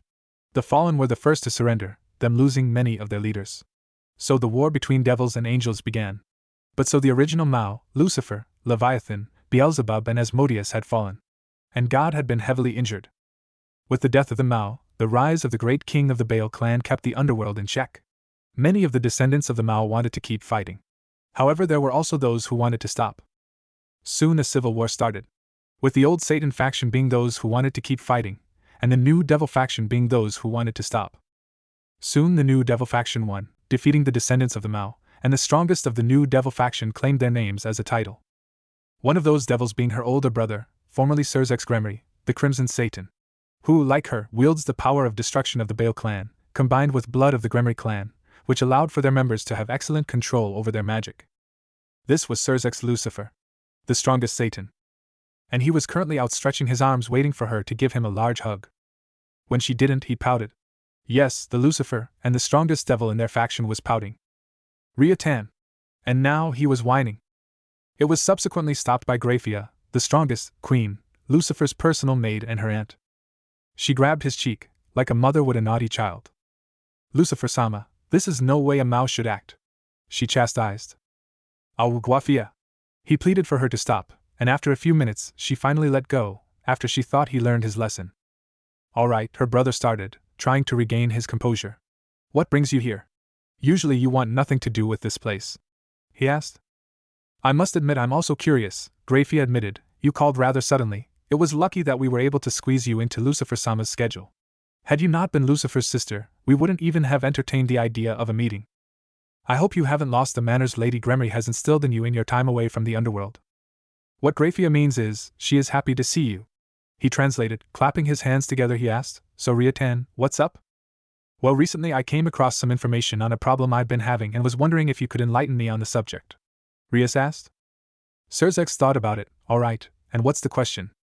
She didn't know how to phrase it right, so she just went out and said it. Who is Indra Otsutsuki? Rias asked. The mood instantly changed, with Sir's and Grephia having a stern expression. It was unnerving to see her usually goofy and kind brother. Rias, how did you find out that name? He asked harshly. She was a little taken aback at the sudden force. Just who was Indra Otsutsuki? How, Rias? He asked a little more forcefully. However, he realized how he was acting and calmed down, while his queen placed a comforting hand on his shoulder. I'm sorry, he hadn't meant to be so forceful. But Rias, how did you learn that name? I need to know. Rias bit her lip. Truthfully, she wanted to keep this information to herself. If I tell you, I want you both to promise you won't tell anybody else, she requested.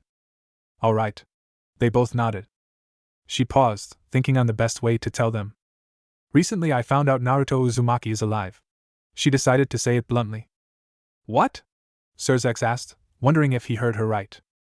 After visiting with him, she paused, not liking the memory it brought up. I was visited by his familiar, he gave me these. She placed a summoning card on the desk, and he told me to ask the Lucifer about Indra Otsutsuki. She told him. Surzex thought about this new information, going over everything she had just told him and what she had left out. Until finally he came to a conclusion. Reaching into his desk, he pulled out a black book, on with a black cover and a similar 3-tomo pattern to Naruto's card. Alright, I suppose it's time you learned the legend of Indra Otsutsuki. 8 years ago.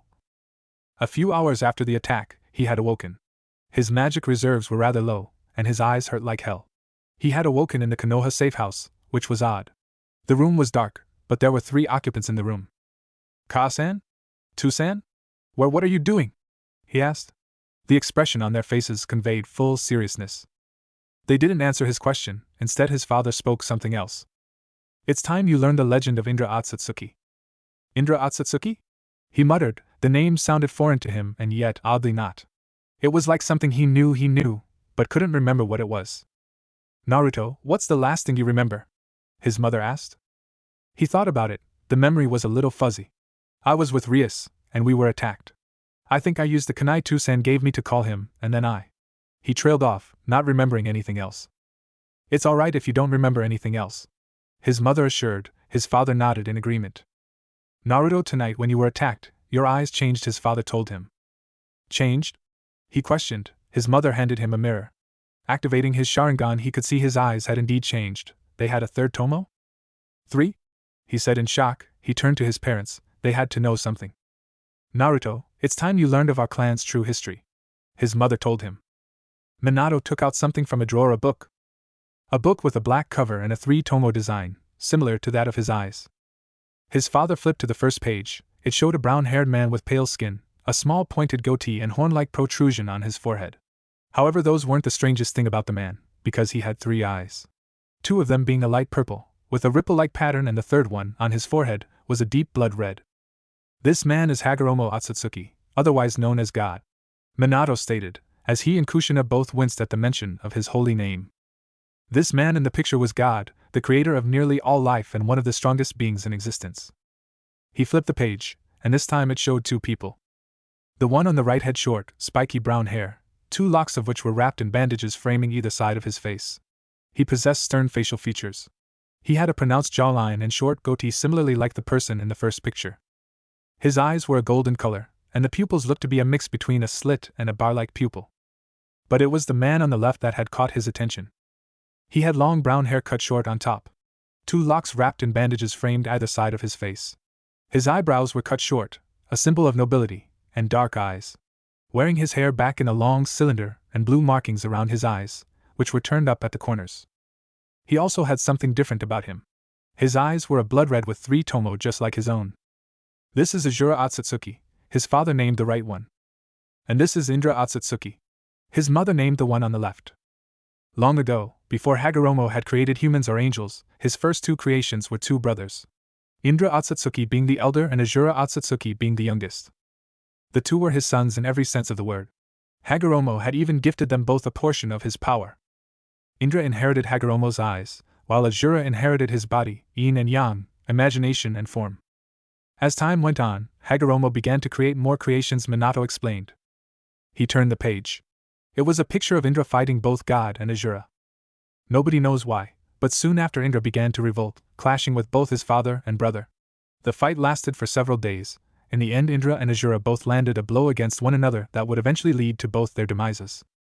With Indra defeated, Hagoromo created a place to keep his elder son. A place of fire and heat. He named this place Hell. The picture was of Indra being cast out of heaven, similar to that of a certain seraphim. Then a picture of a white and red fan, a clan symbol one he didn't recognize. Indra's descendants began to inherit his Dijitsu. This being the Uchiha clan, which later a portion of the clan split off and became the Uzumaki clan. Kushina explained. A picture of a Sharingan design with the 3 tomo interlocked in a kaleidoscope-like design. Some of the descendants were able to evolve their eyes, being able to channel a fraction of Indra's power, but at a cost. The more they used these eyes, the more they would succumb to blindness. No descendants' eyes were as powerful as our predecessors. That was until a picture of a man who was overshadowed by darkness. His eyes were a similar 3 tomo pattern. He had long spiked black hair and wore red-plated armor. One day a Uchiha would come to inherit Indra's full power. Minato hissed, showing his disdain at the man. But soon the power began to corrupt the man, and he soon succumbed to madness. Kushina finished. As he sat there listening to the tale, he grew slightly fearful at the thought of ending up like the men in the book. So will I end up like them too? He asked timidly. Kushina hugged him tightly. Of course not, and present. That's only how the legend goes. Surzex finished. I see. Rias stated. The tale was wild, it contradicted a lot of things with what they taught her before. An original inhabitant of hell. Beings in their faction that could stand toe-to-toe with God himself. Angels not being the first creation of God. Lucifer not being the first to betray God. If you will excuse me, I think I'll take my leave. This trip has certainly been informative. And after receiving a nod she left, leaving her brother and aunt alone. It certainly has been, Rias, it certainly has. Surzex said, inspecting a summoning card Rias had left behind. With the rumors of a certain ghost that has been culminating throughout the years, he could only come to one conclusion. One his, Queen, also came to. Do you plan to inform the other Satans of this information? Grafia asked. He thought about it. We can't do that. After all, we promised Rias we'd keep this a secret. You can't possibly be serious. You do know what the Indra being alive could mean? Grafia questioned. I'm totally serious. I can't be breaking a promise to my Ria Tan, he said childishly. Surzek's mood changed, becoming more serious. And I know exactly what it means. He turned the page and read aloud, the one who inherits Indra's power is destined to cause a great change within the underworld. As she stared at the defeated form of her pawn, she could only say one thing. Grafia, tell my brother I agree to the raiding game. Grafia stepped forward. I will inform him immediately. Riser laughed at that. Riser, she turned toward him and gave an icy glare. Believe me when I say we will annihilate you, she told him. He just walked off. I look forward to it, dear. Riser will see you in the game. And with that, he teleported back to the underworld in a ball of fire, laughing all the while. She, on the other hand, was plotting. Her peerage wasn't strong enough to beat the immortal Phoenix on their own. They had a limited amount of time to prepare. They would need help. And for that, she would need to do something drastic. Riser had chosen the perfect time to strike at her and her peerage. Although technically she had 13 pieces at the moment, many of which were either not able to compete or were in her newest pawn. Issei would undoubtedly become a powerful devil if trained properly, but as of right now he was a hindrance, as he counted as 8 pieces. It was the fact she had so few members which protected her from having to challenge Riser just yet. They would need a miracle to help them in such a short amount of time. She wasn't stupid enough to think otherwise. But who better than that of the person with the power of God? She opened the drawer of her desk. She's searching for the card she had received a week ago. She was alone in the room. After having Issei healed, she had requested for her peerage to leave her alone for a bit, to come up with a training routine. While it wasn't entirely wrong, it wasn't the whole truth. Holding the card in her hand, she examined it. Summoning cards were made to sense desires. A majority of the time they were given to humans, as they were the most likely to summon them. But other creatures were not incapable of using them. It was that they weren't likely to summon a member not of their species, though the reasons varied. She thought of her desires, to be free of her marriage, to get stronger, to be able to protect her family, to see her friend. An eerie glow emanated from the card. Within an instant, a roaring black fire emerged within the room, shaping itself into the 3 tomos symbol of the Indra Otsutsuki. A figure stepped forward. The same masked figure that had saved her peerage weeks ago had emerged. She could tell that it was not her he had been expecting. The problem with summoning cards was that you didn't know who was summoning you.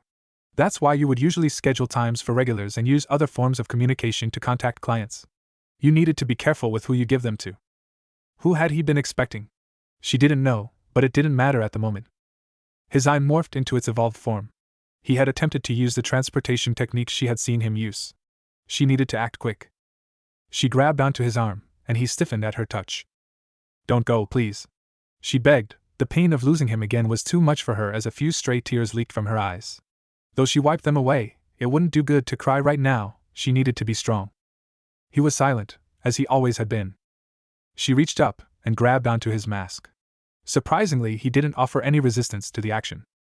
Pulling it off, she saw she recognized Naruto Namikaze. But in an instant his appearance changed. His black hair and pale skin becoming a golden blonde with a nice tan before her very eyes. Inwardly she laughed. Only Naruto would change his appearance, only to keep the same name when going undercover. Had he known that they were going to be attacked? She would have to ask him about that later, but for now she needed to tell him something. You say you're different, you say that my best friend had died long ago. She repeated what he had told her. But if Naruto Uzumaki had died, so long ago, you wouldn't have come to save me. You wouldn't have protected me from that man that kidnapped us, she reasoned. He opened his mouth to speak, but she had cut him off. If my friend is still in there, just listen to me. Please? She pleaded. He thought about it, the silence engulfing the room, until finally it was broken. All right. He conceded. She smiled. So, your parents set you up in an arranged marriage with Rias, and the only way to annul the agreement is to prove your strength in a rating game against your fiancé. And you summoned me, someone you haven't seen in years. Aside from the chance encounter, which didn't end too favorably, I might add. To hire me to train you in your peerage. Naruto repeated. That about surmises the situation, Rias stated. He thought about the situation. This was his old friend, one of the few connections he had to his old life. Which reminded him, he needed to have a long conversation with Kurama. But that was for another day. All right, I'll help you, he conceded. She smiled, a smile he hadn't seen in a long time. It would hurt to not see it again, but it needed to go away. But on one condition. He told her. She nodded, motioning for him to go on. Taking a deep breath, as payment for this mission, I want you to never talk to me again, to live your life and be happy as Rias Gremory. That was the condition. He would help her, and then he would disappear. Everything will be as it should be. She bit her lip, thinking long and hard. She didn't want to do it for her peerage, her family. Could she do it? Finally, she nodded. She didn't trust her voice right now. You're almost there, just a few more feet, she shouted at her struggling pawn. Visualize Issei, Akino shouted encouragingly. Issei was out of breath and sweating profusely. See coming, he panted out. They were heading up a mountain. He had been given an overly large bag to carry along the way. On your right, Kiba stated, not struggling at all with his equally sized bag. Seriously? Did they give you a bag of feathers or something? He whined. It was then that Kaneko came in, sporting a bag that was almost comical in size, it being at least 10 times larger than his own. Move it, she told him in her usual monotonous tone. He fell on his back. I hate this, he complained. Rias looked at him in sympathy, but he needed to do this. A few minutes later they were face to face with a large and luxurious mansion that was sitting atop a beautiful lakeside. Issei stated in awe, he hadn't seen anything like this before. It put into perspective how rich Rias was. Alright guys, let's go inside and get ready for some training, she told her peerage. But we just got here, Issei complained. That's evil and nowhere even close to fair. She turned back to him and gave him a dazzling smile. Why thank you. Walking off, she also informed them of something else. I have some people waiting inside that are going to help us out. Leaving her peerage questioning who it was. Damn it, you blind bitch, Suigetsu yelled. What was that, shark boy? Hanabi retorted, just as Suigetsu was hit by an incoming blue shell. Hanabi's car soared past him, but her screen was then covered by ink, courtesy of a blooper that her senior, Knight, had used. Her inability to see where she was going slowed her down a bit, just enough so that Haku had managed to pass her character. Bucho, who are these people? Issei asked. There were 3 people who looked to be playing Mario Kart in the living room of the mansion. He noticed 2 of the people were extremely beautiful women, while the third was a scary-looking teen with white hair and shark teeth. There was also a 4th person, who looked to be sleeping. How they could with the noise the other had been making was beyond him. They had their back facing toward them so they couldn't identify who it was. I have no idea, she admitted. The sleeping figure seemed to awaken, rolling over and sitting up, rubbing his eyes as he yawned. Was that Naruto Namikaze? Rias, is that Issei trained off? Oh hey, he greeted, the name is Naruto Namikaze. Silence which was shortly broken. Aren't you the bastard who burned my arm? Issei shouted. Naruto legitimately thought about the accusation. I think you're thinking of someone else. I would never burn someone's arm with my ramen, he told him. How did you know it was ramen? Issei called out his lie. Naruto yawned again, ignoring him completely. I guess we should start with introductions, Rias stated, trying to regain control of the situation. Naruto shrugged. She pointed to the first member of her peerage. This is my queen, Akino Himejima. Said girl was looking at Naruto attentively, as if trying to figure him out like a puzzle. The next piece, the cute girl eating the sweets, is my rook, Kaneko Tuja. Said cute girl was, you guessed it, eating sweets. Where she had gotten the sugary concoction, he didn't know. She pointed to the blonde male of the group. This is my valiant knight, Kiba Yuto. Said blonde puffed out his chest out in pride. The final member, the brown-haired boy. This is my pawn, worth a total of 8 pieces, Issei Hayato. The brunette looked rather proud of that fact. Naruto of course knew of all of them, having done research into them. In addition to the information he had already known about them. Wow, 8 whole pieces. With that kind of potential, he must have a Longinus-type sacred gear. He stated, something he already knew. He did cast a sideways glance at his own piece, specifically his black-haired knight. An astute guess, Rias noted, while Issei puffed his chest out in pride. Clapping his hands together, Naruto stood up and spoke. I suppose I should follow that wonderful introduction with my own, a tomato-chan? He teased. Akino finally understood what had bothered her about his guy. He was Naruto Uzumaki. Just change his color scheme and they looked exactly the same. When she was about to speak of her displeasure, she was interrupted. Naruto patted the brown-haired girl on her shoulders. This cute little firecracker right here is Hanabi Hyuga, my knight. Hyuga? Rias asked. He nodded his head. Said girl had blushed up a storm, an action which, unfortunately, caused her to lose first place. Fuck yeah! Suigetsu yelled out his small victory of overtaking the girl. The little PG ball of sunshine right there is my rook, Suigetsu Hozuki. He introduced. Walking over to the final member, the Ravenet. This lovely lady right here is Hakiyuki. I had to use my mutant knight for her. He introduced the final girl. Fuck off! Suigetsu shouted. Naruto held his head low. Does this happen often? Kiba questioned. Naruto sighed. All the time, all the time. Life his head up, changing his mood completely, he announced. Now, Rias hired me to help her and her peerage train for your upcoming raiding game. He informed. Now, should we get started with the tour training? He tried to hide his slip-up, but the fox-like grin told them otherwise. A grin the rest of his peerage members also sported. They all were in a clearing near the estate. Suigetsu had his head low, not liking his earlier defeat in the game, while Haku had a victorious smile, and Hanabi was glad to have at least bested the rook. Alright, in order for us to train you the best, we need to know all your current capabilities. And the best way to do that is through combat, Naruto announced. Suigetsu perked up, grinning at finally being able to fight someone.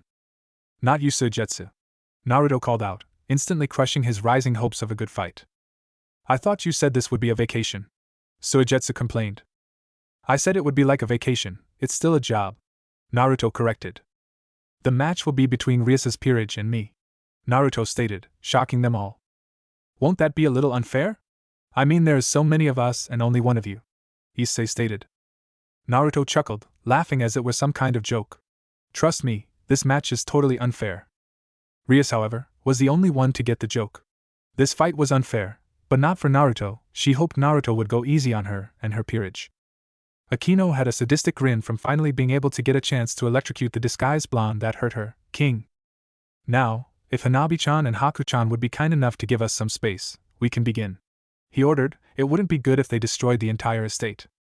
After Hanabi and Haku had set up a sufficient barrier, they were ready to begin. Rias's peerage surrounded him from all sides. That was good, they were playing it smart. Either the entire peerage wasn't underestimating him, or Rias had told them not to. Although, it wouldn't change the outcome. Alright, begin, Naruto announced. With that, her peerage was off like a rocket. The close-range fighters closed in, while the wizard types would keep their distance to provide support. It was a good plan, a standard one. Granted, they didn't know his abilities and they were just a small group. Kaneko came at his right, while Kiba was at his left, each with a fist and sword respectively. While he could have moved backwards to avoid both attacks. If Issei had been trained in combat more, he could have been waiting for him there. Sadly, he wasn't. And sadly for Kaneko and Kiba, he didn't move backwards, he went right. Right in the direction of Kaneko's punch, which he easily dodged. Grabbing her wrist, he grappled her toward Issei, who was off in the distance waiting for an opening behind them. The girl landed on him with a thud, which slightly surprised him with how small the girl was. He blocked the following strike that had sent at him by Kiba with a kunai he had within his sleeve. Kiba hadn't expected that, which gave him an opportunity for a counter-strike. Launching a fist into the knight's gut, knocking him to the ground. That gave the wizards an opportunity to strike with their comrades out of the crossfire. Rias sent a blast of power of destruction at him, which he could have dodged. Instead, he decided to use his magic to form a small barrier. The power of destruction was a powerful ability, sending a blast of condensed magic at an opponent that was able to atomize anything it came into contact with. The problem was, if it came into contact with a technique that happened to have more power than the blast, it could be overpowered. His barrier just so happened to be something with more power within it. As such, he was able to block her powerful condensed blast. As the blast died down, Kaneko along with Issei decided to attack him while he was preoccupied with holding the barrier.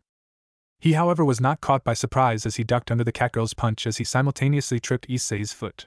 Issei, not being an experienced enough fighter to know how to maintain balance, and not overextend punches, had fallen over.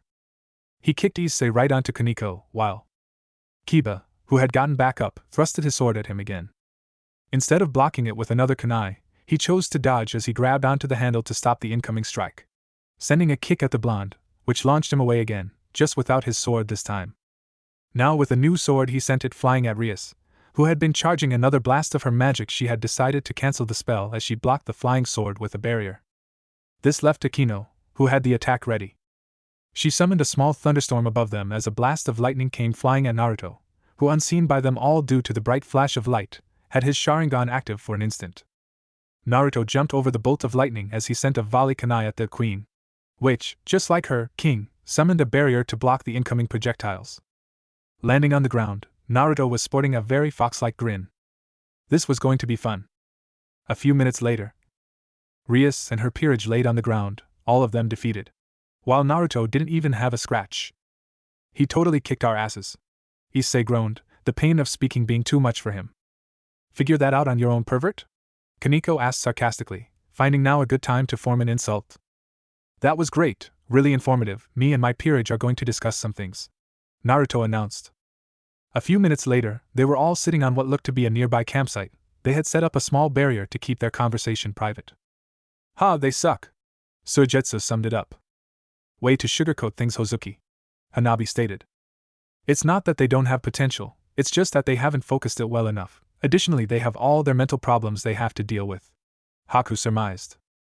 They have almost as much potential as your own peerage, Hanabi stated, a Nekashu, a Longinus user, a king, with a destructive magic, and a powerful half-blood queen. Naruto nodded. That was what I was thinking. For harnessing their potential, I think we should try to help them separately. Suigetsu will be with their knight and work on his swordsmanship. This caused Suigetsu to grin.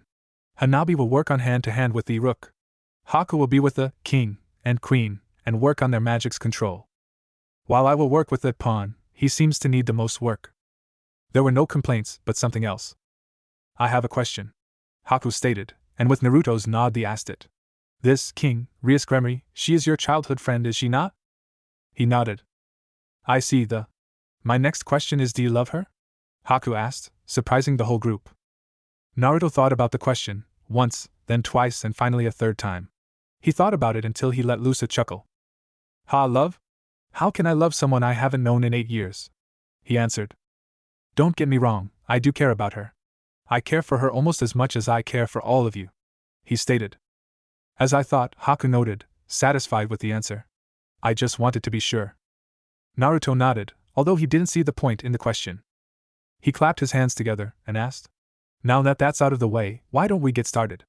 I think they have had a long enough break. Several days later, with Issei and Naruto, Issei sent a gauntlet-covered fist at his trainer. Unsurprisingly, he dodged with ease, using his foot to trip Issei, causing him to lose his balance and fall over. Gah! I'm done with this shit, he whined, getting up off the dirt. Done already? Naruto asked. Of course I'm done. All you've had me do the whole time is wear these damn weights and fight you for hours, he shouted angrily, gesturing to the bands with seals on them that weighed him down significantly. Issei started to walk off the field. Alright, if you want to just give up and leave you can, Naruto told him, stopping the brunette in his tracks. Turning back angrily, and who cares if I do? He shouted. Me? Not really, Naruto admitted, but Rias cares. He answered. The guilt caused Issei to feel like had gotten another hit to the chest. I'm not going to lie to you, not gonna spout some nonsense that you don't need to hear. Currently you're weak, Naruto told him, laying it out flatly, causing Issei's anger to spike to greater heights. You're getting angry, Naruto astutely pointed out. Emotions are a useful tool if kept in check, if not they can be a hindrance, he instructed. The truth is that Rias used 8 of her pieces on you, and as of right now each and every one of them is wasted, Naruto stated. That caused him to charge at Naruto in his anger. Launching his armored fist at the disguised blonde, it was easily dodged. You're pathetic. Another fist was sent at him, and again it missed.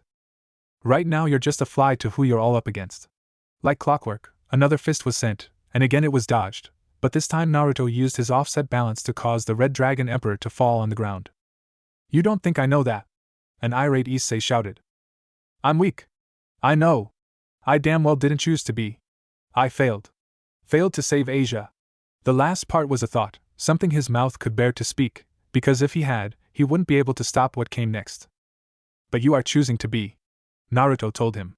Do you think that I grew in strength overnight, that all the power I had I didn't work for? If you don't want to be weak, then you need to push forward and never give up. You have something about you, something inside of you, that nobody else has, something that can give you the strength you need to be better. Are you saying that my perverse nature can help me grow stronger, to rise through the ranks of devilhood and fulfill my dream of becoming a harem king? The more Issei spoke, the more his mood had risen, until he became invigorated in the flames of the super pervert. Naruto smirked, enjoying the pawn's enthusiasm. Nope, I was talking about the Red Dragon Emperor. Naruto admitted. This crushed all Issei's rising confidence. I said I wasn't going to lie to you. Most people, they stay weak, they stay powerless and will continue to be weak unless we push forward, we work hard and we train. Do you understand? Bar asked, and Issei nodded. You don't want to remain weak, and you don't want to forsake the faith Rias has given you. It wasn't a question, but Issei answered anyway. I won't. Issei promised, telling Naruto as much as he told himself. Good, Naruto nodded. He then grew an evil smirk. Why don't we up the level of those resistance seals I gave you? He asked, causing a shiver to go up Issei's spine. With Haku, Rias and Akino. Pop! Again. Haku told them. They were currently trying to compress their magic into a small balloon. A exercise Naruto had taught her, which was actually an exercise to learn Naruto's Rasengan, although they wouldn't be learning that. A common exercise among devils was using their magic to form larger and larger orbs of magic to help with their control. This exercise was similar, but different in principle, wanting the orb to get smaller while you also wanted to increase the magic output. This helped with compressing attacks while also increasing the potency and power. A twist to the exercise was that she was throwing saban made of ice at them to lower their concentration. They wouldn't have the time to concentrate in a fight and they wouldn't be able to do it now, she reasoned. She threw another volley of needles and unsurprisingly, as they dodged, they managed to pop their balloons again. She could tell the two wizard-type devils were getting frustrated with this exercise. It was a particularly difficult